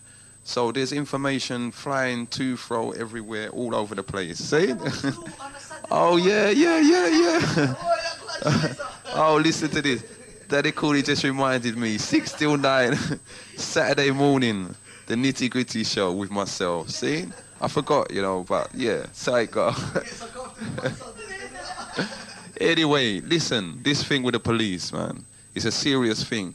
We need some more calls. We need some input from some legal representatives. We want some information. You know, you've heard some of the callers call in today and say it's a terrible thing what's going on, and we're still subject to it. The last brother that just called said black people's skulls will continue to get bust. So we have to stand up for our rights nevertheless. Thank you, Commissioner. And as you talk about information, okay, let me give you some information about two recent acts that have come out. 2 years ago, they introduced an act which more or less did away with silence. So now, if when the police arrest you and you refuse to give certain information, it can be used later on in evidence against you. Okay, so it is more or less forcing you into the witness box to give evidence. So that's the first act that's recently come out. There's another act just come out this year. We're going to take this call? No? Okay, there's another act. One. You're going to take the call? Okay, hello, Genesis. Hello. Hello. Yes, am I free on the air now, yeah? You are? Yes, good afternoon, sister. How are you? Hello, good afternoon. I'm very well, thank you. Yeah, my name is Shingirai from Zimbabwe, yeah? Okay. Yeah, I just have something to say, you know. You know, that station there, man, it's like, it's reality, you know. I can feel some real things happening in me, you know what I'm saying? Of course. Because I tell you something, yeah? You want me to talk about the police issue, or what do you want me to talk about? Yep, no, the police issue is prevalent at the moment, so The police issue, yeah? Yep. I mean, I've got a whole heap of problems to talk about, but anyway, I'll talk about the police issue, yeah? Okay. I'll tell you what happened about a couple of years ago. Yeah, I was driving down Stoke Newington, yeah? With my girlfriend, who was like, about 7 months pregnant, yeah? Okay. So basically, I was like driving her for a checkup with the doctors and that, yeah? So the police stop me now, and they say, at first, I can see that they're going to pull me over because I'm used to it. Now they pull me over. I pull over in my XR3i convertible. I was going to ask you what car you were driving. Yeah. You know that, innit? Yeah. And the first thing the man is saying to me, well, I rolled down my window. Yeah, and I said, how can I help you, officer? What is the problem? Why have you stopped me? Okay. Yeah. The man said to me, well, you got like your wheels there, they're a bit like big. I think they're illegal. Well, he says he thinks they're illegal. Yeah. So I said, you think they're illegal? But I can maybe prove it to you that they are legal because I got MOT. Right. And I took the MOT with those wheels on. Okay. So maybe if anything, you can contact the people that give me MOT. So lucky enough, I had all my papers in the dash compartment and the glove compartment. Right. So I bring out the MOT to prove that those wheels, as far as I'm concerned, they are legal because I got MOT for it. Yeah. And the next minute now, the man is asking me to come out of my car. Can you step out of your car, please, sir? So I said, why should I step out of my car? I've just, we've discussed this issue. Any further discussion on that issue? Right. Do you know what I mean? And he goes, well, what's your name and all that? And I said, well, I can give you my name right now. That's my name. If you want to radio or ever to find out whether I'm wanted, if I'm a wanted man or whatever, then yeah, I'll come out of the car. But just to come out of the car to ever chat with you, there's no difference in me chatting to you the way I'm chatting to you right now. Right. Do you understand? Okay. But he's now getting a bit like, angry. And I can see in his face now, yeah, that he's getting all red and everything. You know why, don't you? There's nothing the police hate more than when they ask you a question and you respond with a question. Okay. Okay. So anyway, I'm now like, okay, my girlfriend is sitting next to me, and obviously I'm a bit worried about the woman. She's 7 months pregnant, yeah, and we've got a doctor's appointment. I said to him, at the end of the day, can you stop wasting my time, please, because I've answered to the questions that, that I feel I should answer to, yeah? But I'm sorry, as you can see, the woman is showing the big belly, yeah? And I have to take her to the hospital, please. Any more information you need from me, please, so quickly before I go? No, he said, no, he would like me to step out of the car. So the fact that I'm not stepping out of the car now, he is now radioed, he's police, whatever. He's not even bothered to radio about my name. I've given this man my name, yeah? But what he's interested in is getting the van to come round. That is Stoke Newington High Road, do you understand? So the next minute now, there's a whole heap of police surrounding my car, yeah? You're joking. I'm telling you, and I don't want to come out of the place, yeah? And there's like a whole heap of people watching this scene, and they can hear me. I'm speaking so loudly so that at least people can have the evidence, or whatever, yeah, of what I'm saying, you understand? Yeah. And the next minute now, they start pulling the door of my car now, and, pulling me out by force and everything, and the whole situation is now just escalating. I've got my stepdaughter sitting at the back of the car. She's about 10 years old. She's sort of like, facing all this, yeah, experiencing all this, yeah, and boy, it's just like, well, I'm refusing now, do you know what I mean? Because I'm feeling I can't give in. I've got my wife, my girlfriend, she's got to go to the hospital. I haven't done nothing wrong here. You know that feeling that you get, man? You know what I mean? And I'm saying, no, it can't happen. And, it took them quite a while anyway to get me in the van, which, of course, I had to give up. At some point, I couldn't breathe, and I could just hear my girlfriend shouting, like, from afar, and I could feel that, I just have to give in anyway at this point. But, as a man, I've tried to show them that, they can't just do it so softly like that, and I'm not going to do it, you know what I mean, just for them, because, I know my rights, and I ain't done nothing wrong. I wasn't ignorant. You know what I mean, I'd given them the information that they needed, yeah? But from that point onwards, obviously, yeah, you know what I mean, I'm going to get a bit ignorant, yeah? Because I'm not in the van now, and I'm telling them what I think about them now, telling them that, out of all you 8 men here, whatever, yeah, you come to arrest one black boy like myself, yeah? But at the end of the day, I'm of more men than yourself, yeah? You know what I'm saying? I feel I'm of more men than yourself, because you are not really any men at all. But they took me to the police station, yeah, and in the meantime my girlfriend was like getting all like signatures from people, both black and white, yeah, who were waiting out there seeing, like witnessing what was happening, yeah. Sorry to cut you there, but for what reason did they give for wanting to arrest you? Well, this is what I'm saying, yeah? There was no time now to talk, because as soon as these people came, whatever they called the backup, yeah? They didn't even know why they're pulling me. That's just the procedures. Do you understand? And I don't have, obviously I'm shouting, why are you arresting me for? Why are you arresting me for? But, believe me, every black man has had that experience, well, who's had that experience, that is like a familiar version to them, like a familiar phrase, what have I done? You understand? Well, that is, we do ask this question, what have you done? But, they're not listening. No, well, that's just it. They can't just arrest you and not tell you. They have to say. That's right, but unfortunately, they arrest us with it because we don't know. But they can't do it. I know. And it's our ignorance of what our rights are that's allowing them to get away with doing this kind of thing. That's right. But anyway, I ended up getting to the police station, yeah? And I said, well, I didn't want the police doctor because my girlfriend contacted the solicitor already. My solicitor gave them a ring and arranging to come down to the police station. But by that time, I was lucky because I was at that point, I was in the police station like for 10 minutes, yeah? Okay. They released me, yeah? But, you know, my solicitor is taking care of my case because I went to the Homerton Hospital and all evidence of what happened and all these signatures through my girlfriend's work, and you know, as far as I'm concerned, I'm going to take it up, and you know, it's like in the process, Oh, that's good. I'm glad to hear that. But I just want to say something, about us black people, I mean, for a start, I'm really glad, that this is going on because you know something, I haven't really spoken to a lot of black people about what's going on, and I was just saying to my girlfriend in the house, at the end of the day, we don't really rely on information. It's a spiritual thing. Do you know, like I'm hearing what other people have experienced and how they feel. That's the way I feel, and I'm quite sure a lot more people feel like that. But the problem is, we haven't started taking care of our own sort of thing, we have started now. Now I'm glad, you know what I mean? That's a good step, you know, like your station and that.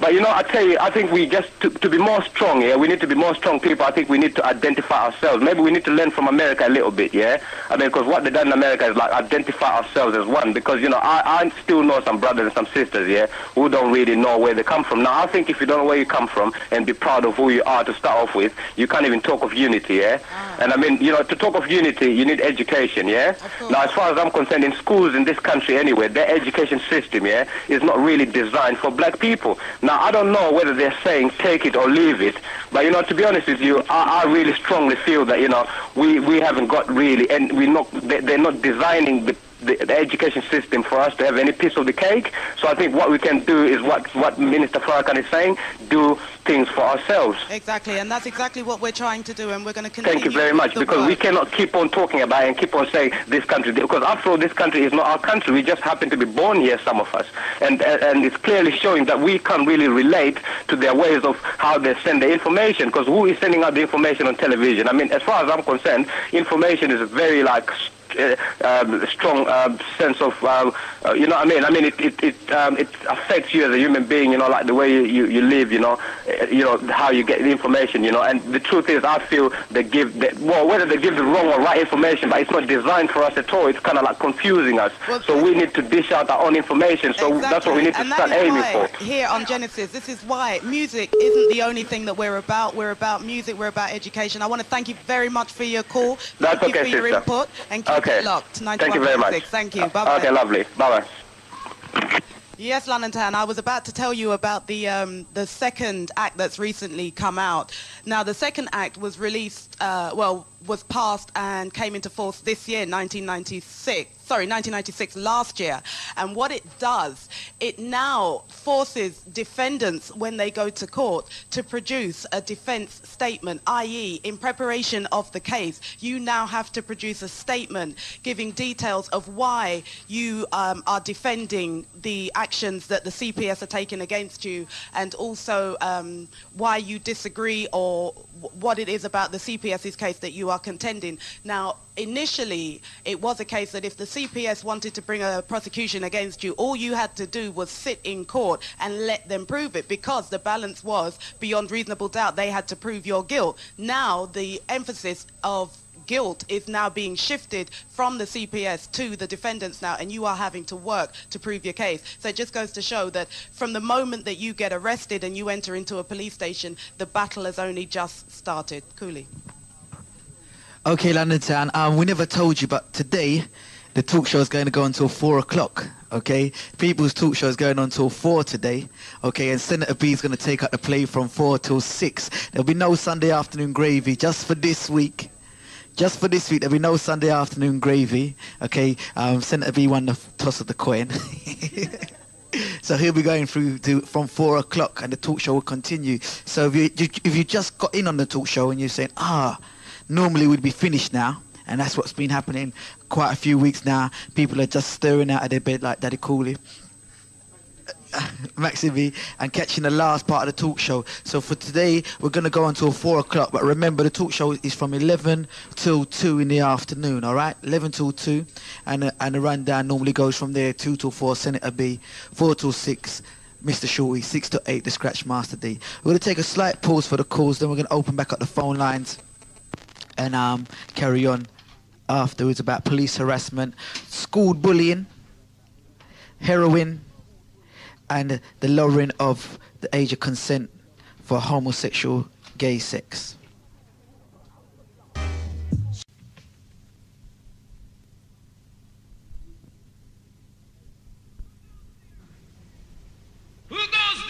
Genesis, London's only #1 station. Genesis. Who goes there? Genesis, London's only #1 station. Who goes there? Genesis, London's only #1 station. Okay, London Town, you're back in tune to the People's Talk Show this Sunday afternoon. The time is now 20 past the hour of 2 o'clock. The number to call is 0958 504 906. And Commissioner, tell the people in the subjects again. You remember today we've been covering the bullying, trying to finish it off. I haven't had that many calls about it, but it is still an issue. You know, children are still being bullied, adults are still being bullied in the workplace, in the house. What we got to say about it? Let's take this call. Good afternoon, you're in tune to Genesis. Your name, please? Yeah, my name is Aston. Pardon, brethren? Aston, A-S-T-O-N. Yes, Aston. brethren. Yes, brethren. What would you like to say to London Town? Yeah, well, it's about police harassment. Okay. All right. Unfortunately, an incident occurred whereby my son went to the police station to assist them with their investigation of a crime. Yeah. And my son was then kept in the police station to wait for about 40 minutes without anyone coming to him. Well, he got a bit impatient and made attempts to speak to one of the officers. Okay. Well, to cut a long story short, basically what them do is them give him such a hard time that in the end he basically lost his temper. He didn't hit anyone. Okay. But he was pulled inside the police station and arrested. All right, and arrested and charged. Yes. You still there, brethren? Sorry? You still there? Yes, yes. Okay, we're listening. He was arrested and charged with assault. Okay. Okay? The case went to court. Yes. The case went to court. And basically what happened was that we ended up with a hung jury. Yes. Not they didn't believe the police. Half of them didn't believe the police and half of them did. All right. Yeah. But the point that I found to raise, do you think, you know, I'm asking this to London in its entirety, that a person of sound mind would walk into a police station and assault a police officer?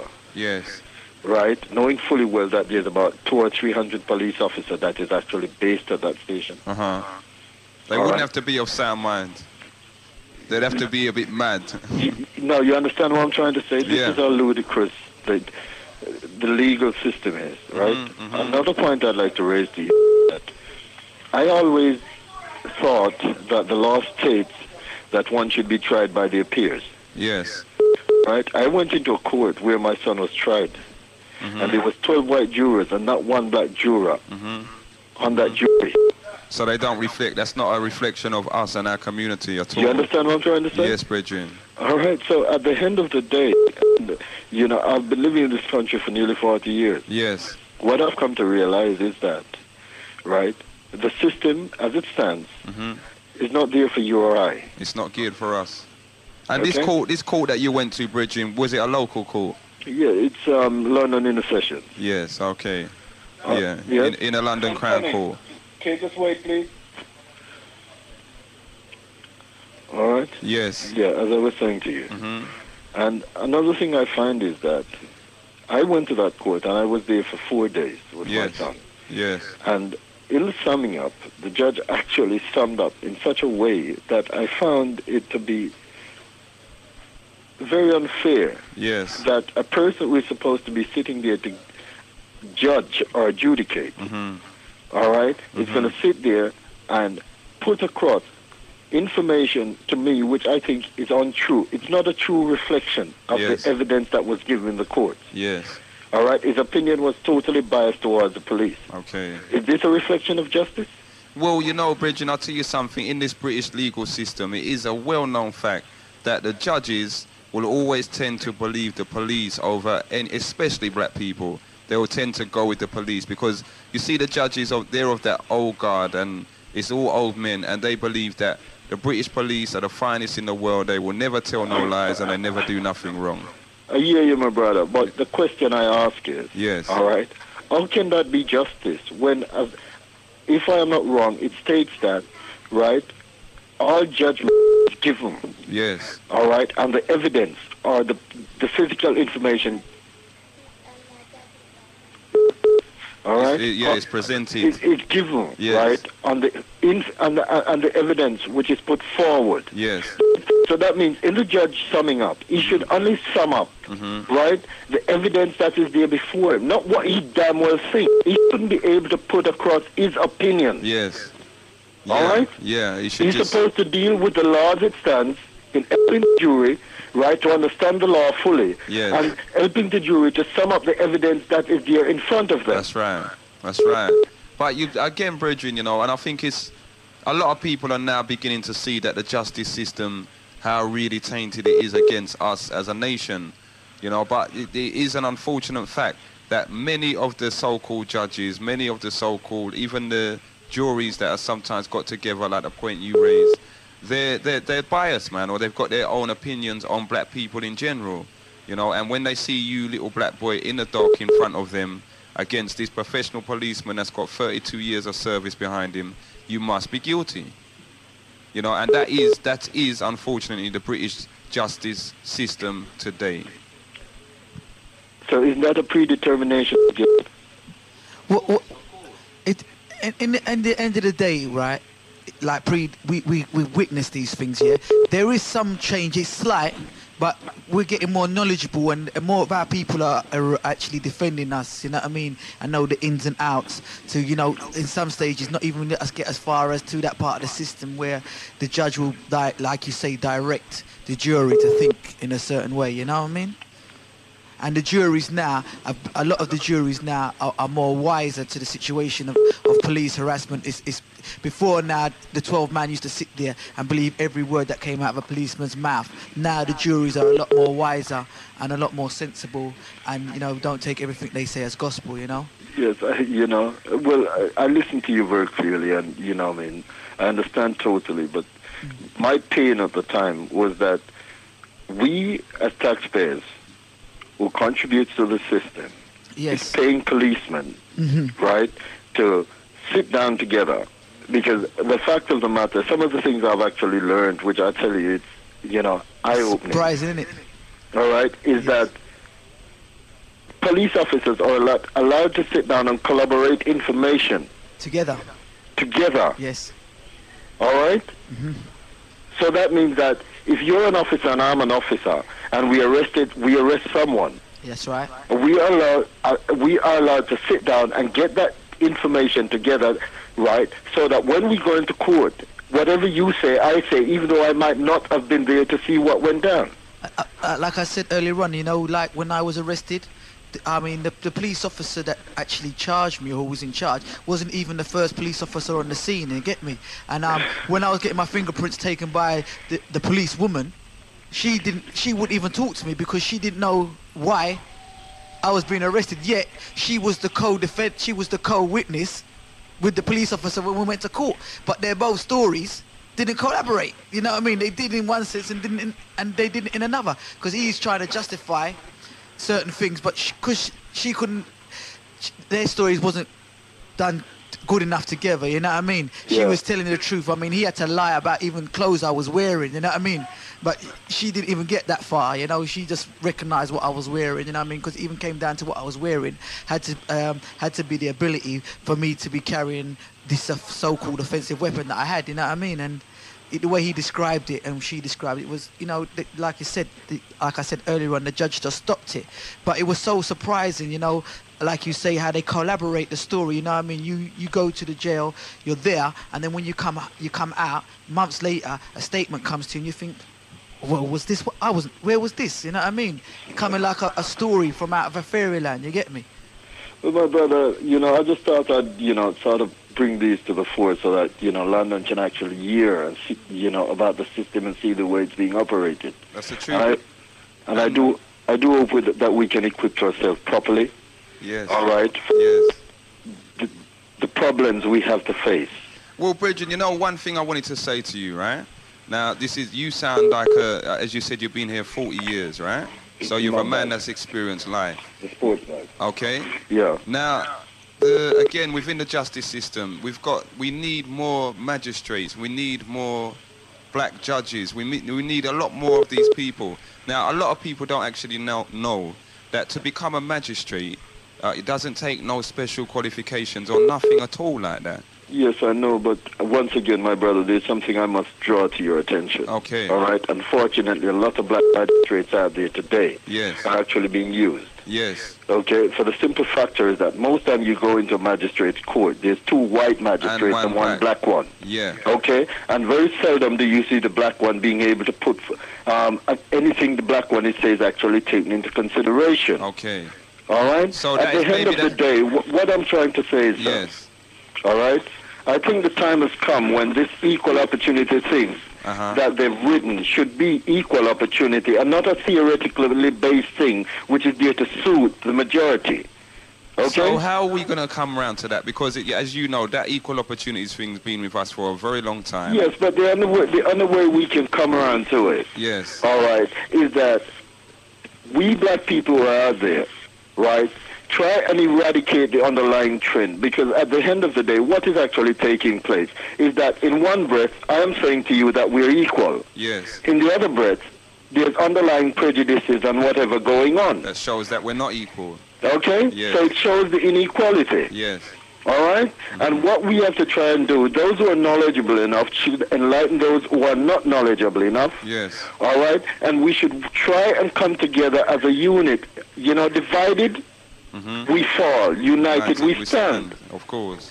Okay? Yes, and if we don't become a unit, we might as well leave this country, whether we were born here or not.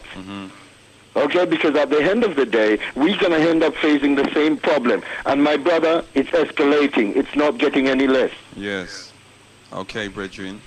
Hold on, London Town heard that. Well, anyway, listen, thank you very much for letting me hear my opinion. And keep up the good work, yes? Bridget, thank you very much for sharing that experience with the whole of London Town. It's a pleasure, sir. You take care. Okay, bye-bye. You know what? On the Genesis, what we're starting to notice now is a lot of the older people now are coming forward and giving us their experiences. And a lot of them are experiencing things in later life now, which they wasn't maybe noticing. It was a different kind of prejudice. They're noticing now the different type of prejudice now. You know, the talk of equality, and they're bringing up their children and saying, yeah, things can be equal. We've paved the way for you, but they're realizing now that it's just equality on paper, and when it actually comes down to it, it's not really out there. Good afternoon, in tune to Genesis.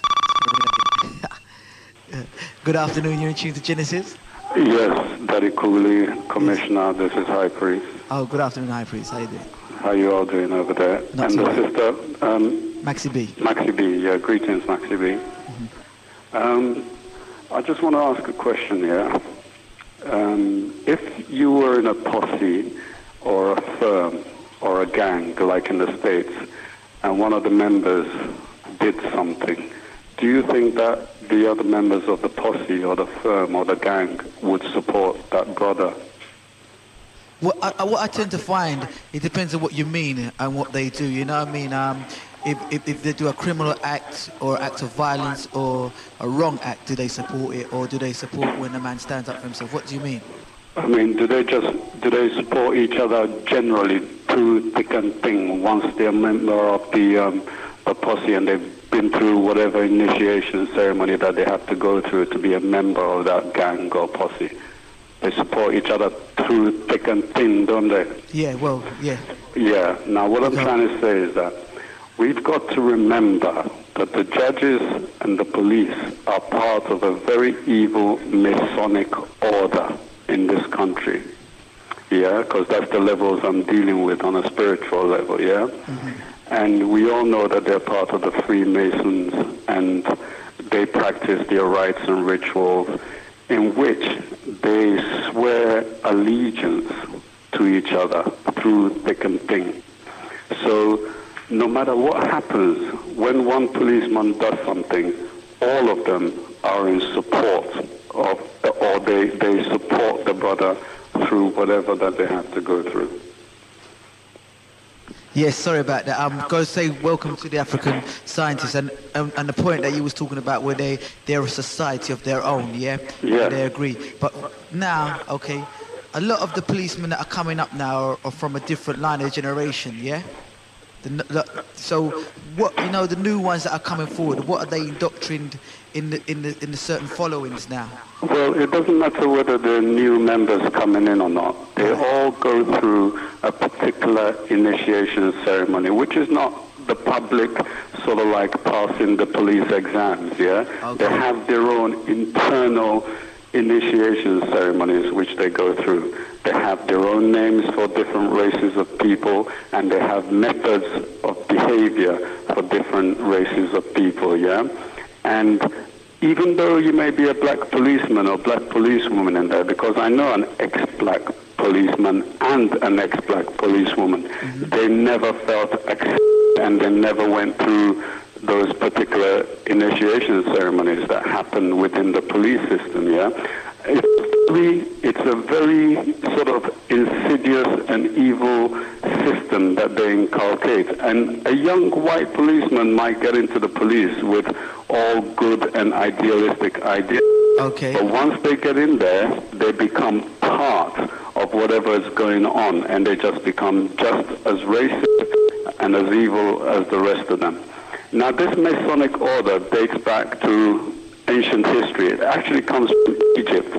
We developed it as a way of developing ourselves and our societies.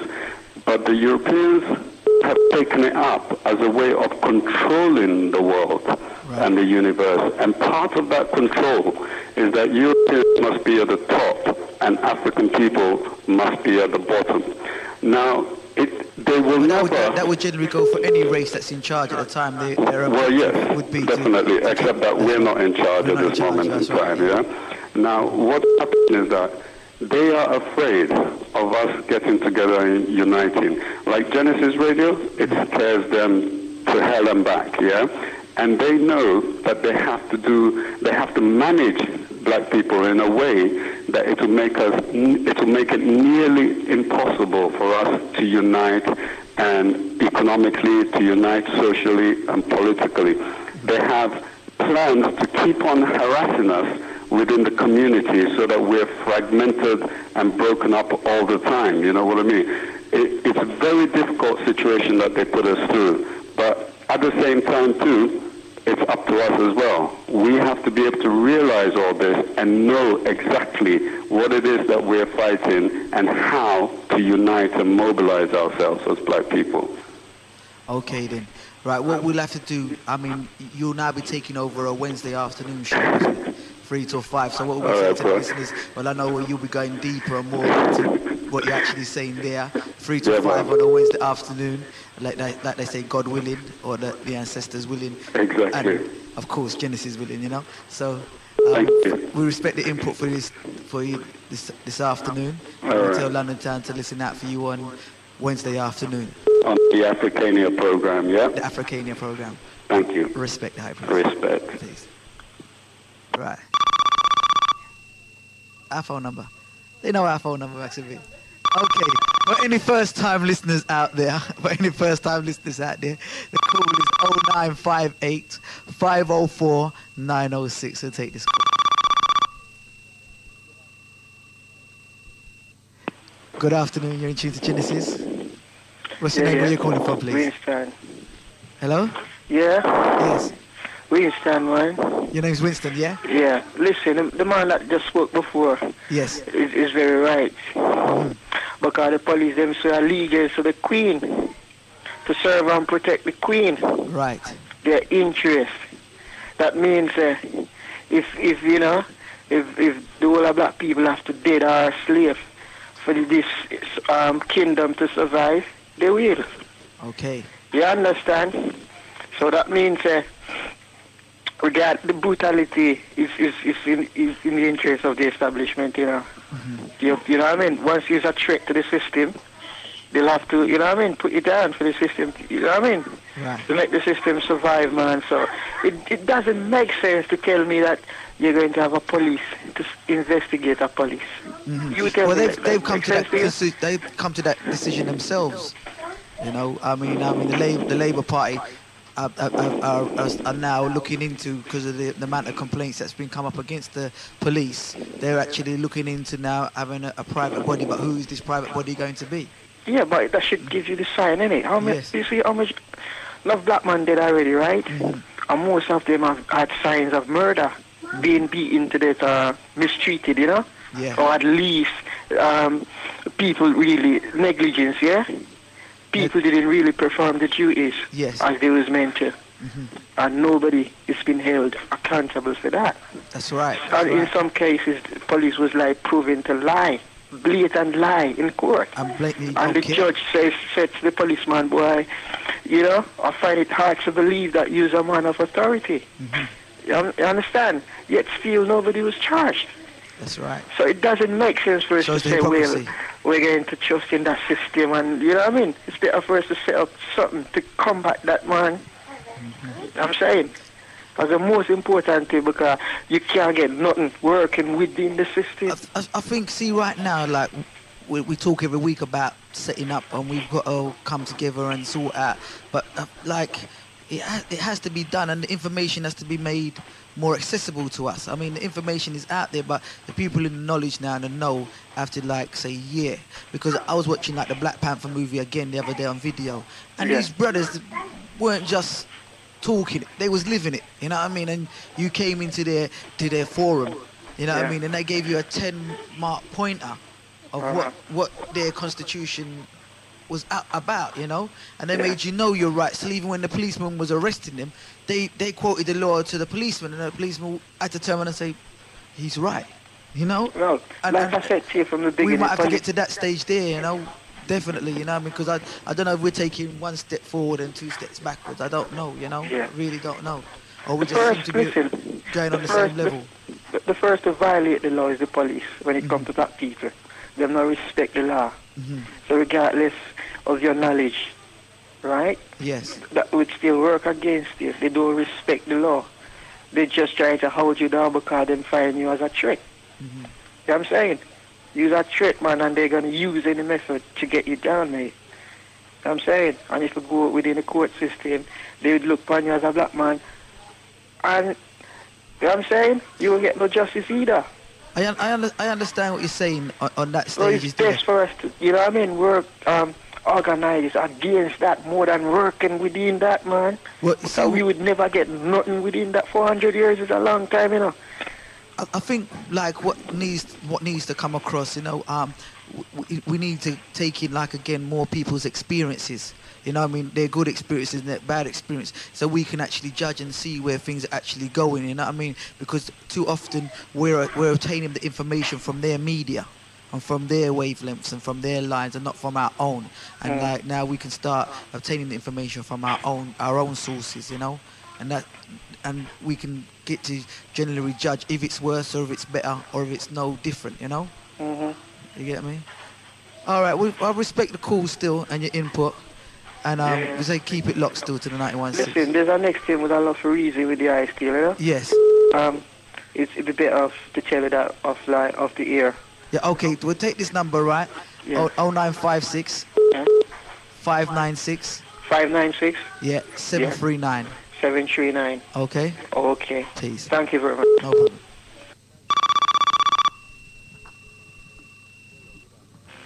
Good afternoon, you're tuned to Genesis. Hello, good afternoon. Yes, Bridget. Right. Yeah, I'd like to speak on personal experiences with the police happening a couple of months ago, you know? Okay. It's like one day, this incident happened in Balham. I was on my way to see a friend, and 4 police came in a car. They just pulled up and say, we'd like to, have a word with you because a lady has reported someone was trying to enter her kitchen from the back entrance through a little alleyway. So I said, well, I'm just off to see my friend officer, and, I'm not really aware of that. So he said, could you come with me, sir? So the woman could identify me and say, It's not you. Yeah. So I said, okay, officer, that's cool, I'll do that. So I actually walked with the officer them through the little alleyway to the lady. Yes. And when she saw me, she said, oh, no, that's not him, So the officer them still persisting like they wanting to talk to me like, Yes. So my reason with them, I said, yes, officer, no, officer, questions, whatever, Discipline and manners, that's my point about it. It makes sense a man want to think that he knows the law, and even though you know the law, you still want to talk to them any old how. Yes. You understand? Okay. Because this environment is, as the brother called before, say, them show allegiance to Low Majesty, the one that sits upon the throne just in purple. You understand? Yes. Revelation talk about that. So what I'm saying, I have to show them love, discipline, and unity because... And how did they respond, brethren? They respond like a little bit, not wholeheartedly, but at least them see them deal with a person who is disciplined. You understand? Yes, brethren. So, what I'm saying, man, Marcus Garvey and them and the teacher and I about racial pride and all them things there. So, even though we're right or we're wrong, in a way, we have to just show them discipline. Yes. Yes. Because I know is noble and I deal with pride and self-dignity, all of them things there, and I have to show them that. Okay. All right. Well, the whole of London town heard that. And I would agree with you, brethren. Even sometimes in situations where it is hard to hold your peace, Truly. It's vital that we try and deal with it in decency and in order. True. And then even from what you're saying now, from your approaches that with them, it makes them even have to check themselves in how they deal with you. Exactly, and also that, Yeah. Okay, well, the whole of London town heard that, brethren. Big up for that call there. Yeah, and really, I saw friends to turn it away right, but greatness was still anger, Yes. Selassie. All right. One love, brethren. Okay, also London Town, remember, we choose 4 subjects, okay? We generally end up talking about 1 or 2 definitely, and then we knock on 1 or 2 onto the next week, all right? The 4 subjects today are on, one is heroin, one's police harassment, a knock on one is school bullying, and we was also talking about the lowering of the age for gay sex to 16 to make it legal to have sex at 16 as a homosexual. Okay. Also, if there's any other subjects out there that's bothering you, if something's happened in your lifetime this week that you think needs to be addressed, this is your time. This is a People's Talk Show. You should phone up and let us know. Okay. If anything's happened, not some silly little vendettas, but something that's relevant to the whole of the community, feel free to phone up and let us know about it. And if you've got a message out there, like I just got a call warning about a certain scam that's going on in Brixton, which is allegedly being portrayed by 3 Muslim sisters and a Muslim brother. Phoning a contact is supposed to be an agency set up down there to say that they can help you get businesses and loans, but you have to pay a signing on fee of £150. Okay, so, and what the message I got, that they've got 200 people that signed on initiation fee of £150 already, and nothing has come from it. So these are certain issues that need to be brought up. So that call, I've asked that caller to phone live and explain it over the air, and because he's actually gone down there and seen it. And if you've been attracted by this so-called organisation, if you know their name, etc., give us a call, and we expose that, because £150, boom, you get me. If we ask for £1.50 and you don't hear I mention something, Genesis is in problems, you get me. But there's these people taking 150 from one person at one time and gone clear. All right, so remember, it's your station, so any subject that you'd like to talk about other than the 4 that we've chosen, don't sit down and say, oh, I want to talk about this, but what am I to talk about that. Oh, I want to talk about that. Nah, you talk about, you bring it up, you know, just let us know. You never know, that might be the mainframe topic for next week. And at the same time, we've got a community board here. We're going to run through it very, very quickly. You've got Emancipate Yourself from Mental Slavery, 1834 to 1997. Emancipation Day on Friday.